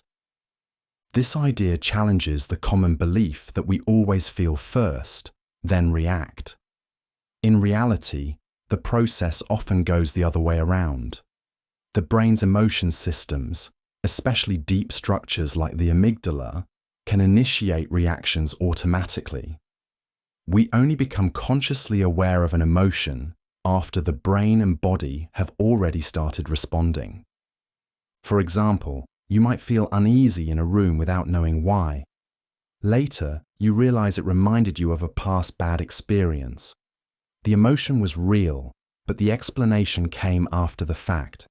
Psychologists refer to this as affective priming, where emotional reactions shape perception and behavior without conscious awareness.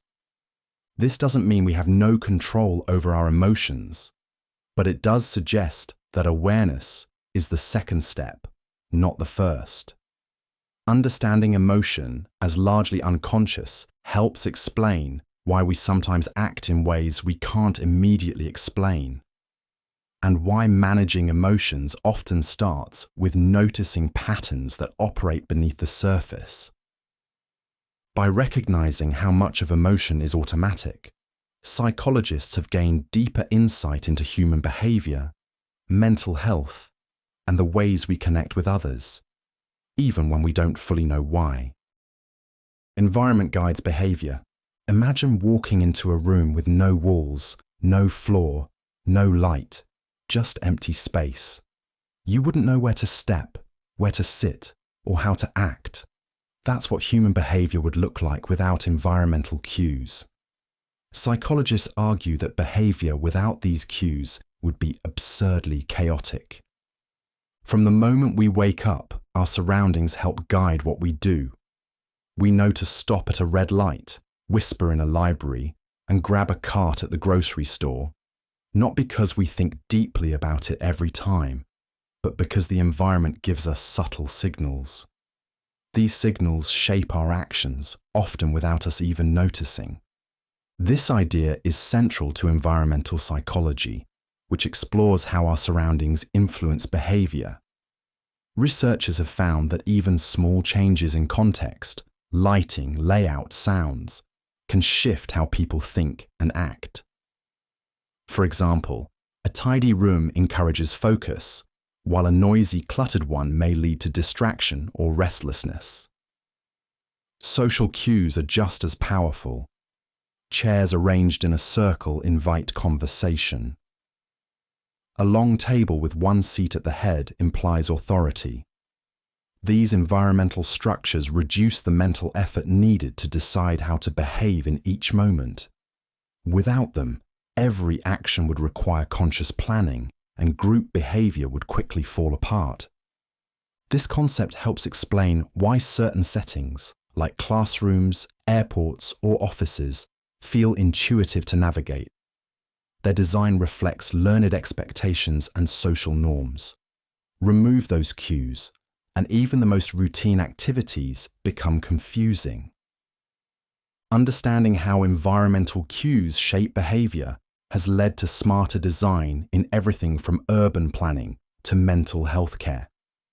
It shows that behavior isn't just about internal motivation, it's also a response to the structure and signals of the world around us.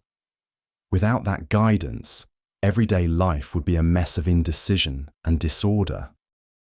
Sane and insane blur. In the early 1970s, 8 people walked into different psychiatric hospitals across the United States claiming to hear voices. Apart from that single symptom, they behaved normally, answered every question honestly, and showed no signs of mental illness. Still, all 8 were admitted. Some were diagnosed with schizophrenia, others with bipolar disorder. Their real identities remained secret. This was the setup of psychologist David Rosenhan's famous experiment, which led to a startling conclusion. We cannot reliably distinguish the sane from the insane in psychiatric hospitals. Rosenhan's study, titled On Being Sane in Insane Places, challenged the credibility of psychiatric diagnoses.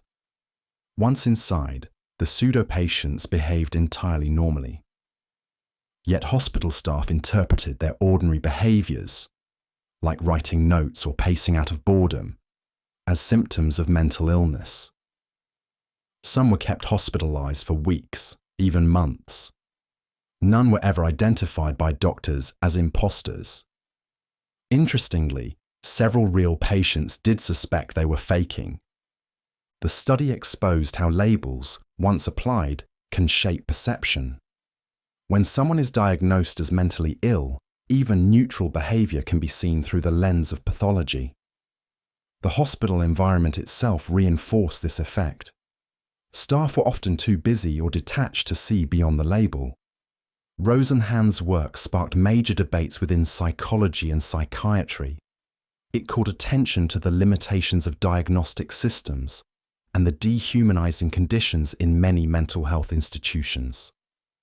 It didn't argue that mental illness isn't real, but rather that how we define and observe it can be flawed, especially in rigid, institutional settings. The experiment became a turning point in how mental illness is assessed and treated. It pushed professionals to focus more on behaviour, context, and humanity, not just labels. Rosenhan's provocative idea revealed how fragile the boundary between sanity and insanity can appear once it's placed inside a locked ward. 3 Faces of Eve. In the 1950s, a quiet housewife named Chris Costner Sizemore walked into a psychiatrist's office and changed the way the world understood identity. Her story became the subject of the book and film, The 3 Faces of Eve, a groundbreaking case that introduced many people to what is now known as dissociative identity disorder. At the time, she was believed to have 3 distinct personalities. One was Eve White, shy, reserved and obedient. Another was Eve Black, bold, impulsive, and reckless. The third, Jane, seemed to integrate elements of both and appeared later in therapy. These faces weren't just moods or masks. They were fully formed identities, each with unique memories, behaviours, and ways of relating to the world. Psychologists Corbett Thigpen and Hervey Cleckley, who documented the case, used it to explore how the mind can split in response to trauma. They believed that these alternate personalities developed as a defense mechanism, psychological partitions formed to cope with experiences too painful to face as a single self. The case fascinated the public and raised major questions within psychology. Could one person really house multiple selves? And if so, what caused the mind to fragment that way? Today, dissociative identity disorder, DID, is recognized as a rare but real mental health condition, most often linked to severe early trauma, such as abuse. Modern research shows that these separate identities, or alters, can serve different psychological functions. Some may protect, others may manage pain, or interact with the world when the core self cannot. The 3 Faces of Eve helped shift the understanding of identity from something fixed and singular to something more fragile and complex. It revealed just how deeply the mind can adapt in the face of emotional injury, and how healing begins with recognizing all parts of the self. Multiple intelligences exist. A kid who struggles with math might memorize every song lyric with ease. Someone who can't sit through a lecture might build intricate machines in their garage. For a long time, intelligence was treated like a single number on a scale, your IQ score. But psychologist Howard Gardner offered a different idea. Intelligence is not a single scale, but many minds at work. Gardner's theory of multiple intelligences challenged the traditional view that logical reasoning and language skills are the only real measures of intellect. He proposed that humans have a variety of intelligences, distinct ways of understanding and interacting with the world. These include linguistic, logical mathematical, musical, spatial, bodily kinesthetic, interpersonal, intrapersonal, and naturalistic intelligence. According to this model, a ballet dancer, a chess grandmaster, a botanist, and a novelist all show high intelligence, but in very different ways. Each draws on a specific kind of mental strength, and importantly, each type can be just as valuable as traditional academic abilities, depending on the situation. This idea had a major impact on education. It encouraged teachers to recognize different learning styles. Not every student thrives through lectures or written tests. A student with strong spatial intelligence might learn best through diagrams and physical models, while one with interpersonal intelligence might excel in group discussions and leadership roles. Gardner's theory also helped people understand themselves and others in a more nuanced way. Intelligence is not a narrow hierarchy. It's a network of capabilities. People may be smart in one area and average in another, and that doesn't diminish their potential.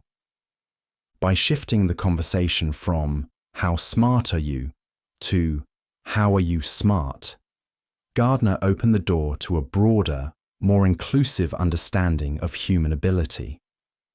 Intelligence isn't one mind doing one thing. It's many minds working in different ways. Memory rewrites experience. You might think your memory works like a video camera, recording life as it happens, ready to play back exactly what occurred. But psychologists have discovered something very different. Memory is not a recording device. It's a storyteller. This idea comes from decades of research showing that memories are not perfect snapshots. Instead, they are reconstructions, mental stories that we piece together each time we try to remember. Psychologist Elizabeth Loftus famously demonstrated how easily memories can be shaped, even altered, by suggestion, emotion, or time. When we recall something, our brains don't pull up a file. We recreate the event using fragments of sensory input, emotion, knowledge, and context. And like any storyteller, the brain fills in gaps. That might mean exaggerating details, smoothing over inconsistencies, or even adding entirely false elements if they help the story make more sense. For example, someone recalling a childhood birthday might vividly remember a cake that wasn't there, or believe their friends sang a particular song that actually came from a different party. These errors aren't signs of dishonesty. They're signs of how memory works. It prioritizes meaning and coherence over accuracy. This helps explain why two people can experience the same event but recall it differently. Each person's memory is shaped not just by what happened, but by how they felt, what they focused on, and what they've come to believe since. Understanding memory as a storytelling process has serious implications for eyewitness testimony, for therapy, and for how we interpret our own pasts.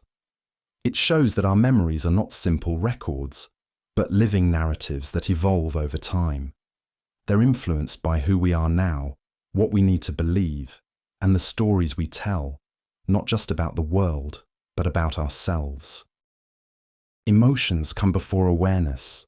You tense up before you realize you're nervous. Your heart pounds, your palms sweat, and only after a moment do you say, "I'm anxious." This isn't just a quirk of human experience.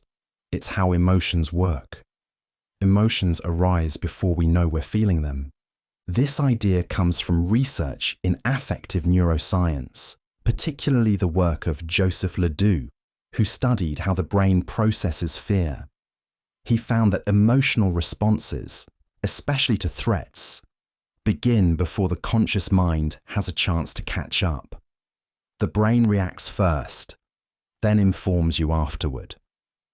The process starts deep in the brain, in structures like the amygdala, which are responsible for detecting danger and triggering a rapid response. If you hear a sudden loud noise, your body flinches and your heart rate jumps instantly. Only afterward do you consciously label the feeling as fear or surprise.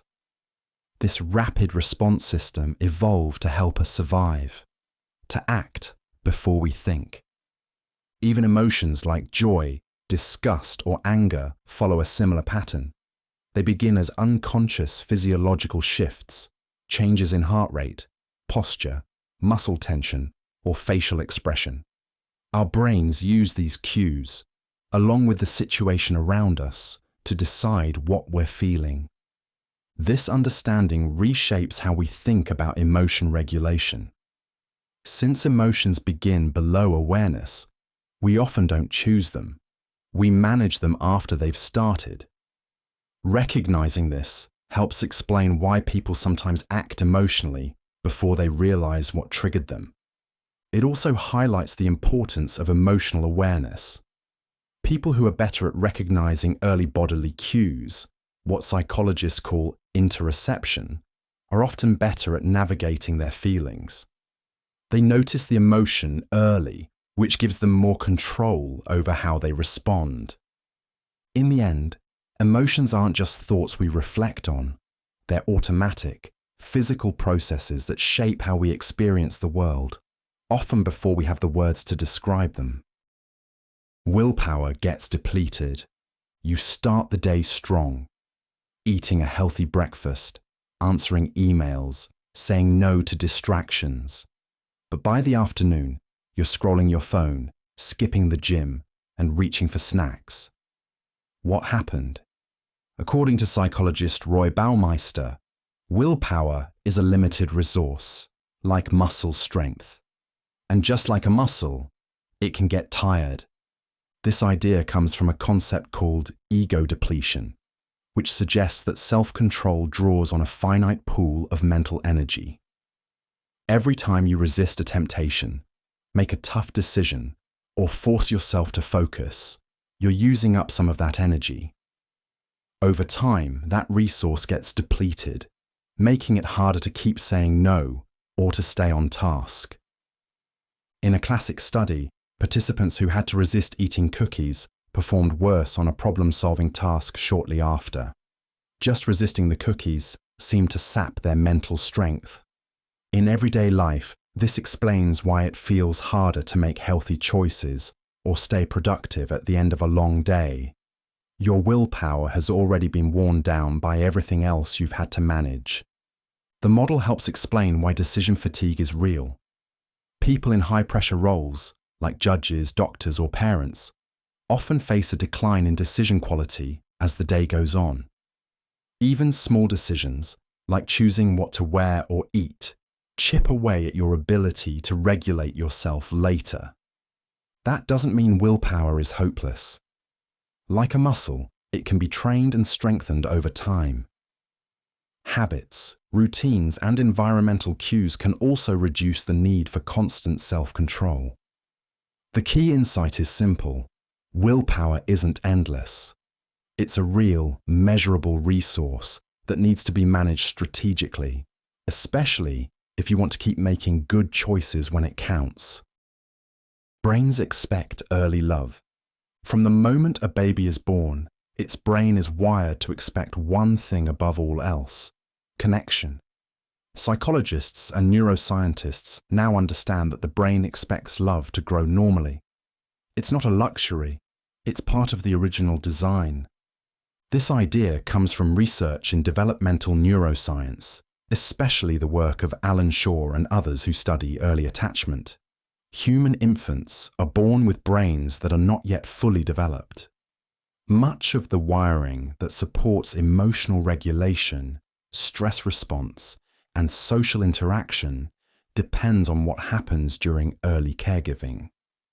When a caregiver is warm, responsive, and attuned to the child's needs, the child's brain develops in sync with that care. Neural circuits involved in empathy, emotional control, and trust are strengthened through repeated, loving interactions. Over time, the brain builds a model of the world that says, "I am safe, I am seen, and others can be trusted." But when that love is inconsistent, neglectful, or absent, the brain adapts in other ways. It may become hypersensitive to threat, struggle with emotional regulation, or have difficulty forming stable relationships later in life. These changes aren't just psychological, they're physical. Brain scans show differences in key areas like the amygdala and prefrontal cortex depending on the quality of early attachment. Importantly, the brain isn't static. Even adults can reshape these circuits through therapy, healthy relationships, and new experiences. But the early blueprint matters. The expectation of love is built in, not just as an emotional hope, but as a biological need. This insight reshapes how we view early childhood, trauma, and healing. It's not about spoiling children or making them emotionally dependent. It's about giving the brain what it's naturally prepared to receive: consistent love, safety, and emotional connection from the very start. Decisions precede awareness. You think you're making a choice, but your brain may have already made it for you. Whether it's picking a snack, choosing a word, or reaching for your phone, research shows that most decisions are made before we're aware of them. This idea challenges the everyday assumption that conscious thought drives our behaviour. In the 1980s, neuroscientist Benjamin Libet ran an experiment that changed how scientists understand decision-making. Participants were asked to flex their wrist at a time of their choosing while noting the exact moment they felt the urge to move. Meanwhile, their brain activity was being measured. What Libet found was surprising. Brain signals indicating a decision to move appeared several hundred milliseconds before participants reported feeling the conscious intention to act. In other words, the brain was already preparing for the movement before the person became aware of deciding. This raised a provocative question. If decisions start before we're aware of them, is free will just an illusion? While that debate continues, most psychologists agree on a more grounded takeaway. Much of what we do is shaped by unconscious processes. Our brains constantly filter information, weigh options, and initiate responses, often without consulting our conscious mind. This doesn't mean we're robots. Conscious thought can still step in, slow things down, or override an impulse. But by the time we decide, the groundwork has often been laid. Experience, habit, emotion, and environment all influence choices in ways we don't fully recognize. From split-second reactions to everyday routines, this insight reshapes how we think about responsibility, habits, and behavior change. Understanding that the brain leads before the mind catches up doesn't strip away control. It reveals how layered and automatic human decision-making really is. The real work often happens behind the scenes, long before we feel like we've made up our minds. You laugh at a joke, even when it's not that funny. Not because of the punchline, but because of the people around you. Laughter, it turns out, isn't just about humour. Psychologists and anthropologists now understand that laughter binds groups and signals safety. Laughter is one of the most basic and universal human behaviours. It appears in every culture and starts early in life. Babies laugh before they can talk. But research by scientists like Robert Provine has shown that most laughter doesn't come from jokes or comedy. It happens in social interactions, often as a response to everyday comments or cues. This suggests that laughter plays a deeper role in communication. When people laugh together, it lowers tension, builds trust, and reinforces group identity. It says, "We're on the same side." In evolutionary terms, laughter likely developed as a non-verbal way to signal that everything is okay, that the group is safe, and no threat is present. Neurologically, laughter releases endorphins, the brain's natural feel-good chemicals, which promote bonding. In social settings, contagious laughter helps synchronize mood and behavior. This is why shared laughter often breaks the ice, deepens friendships, and strengthens team dynamics, even when there's no real joke involved. It's also a form of subtle communication.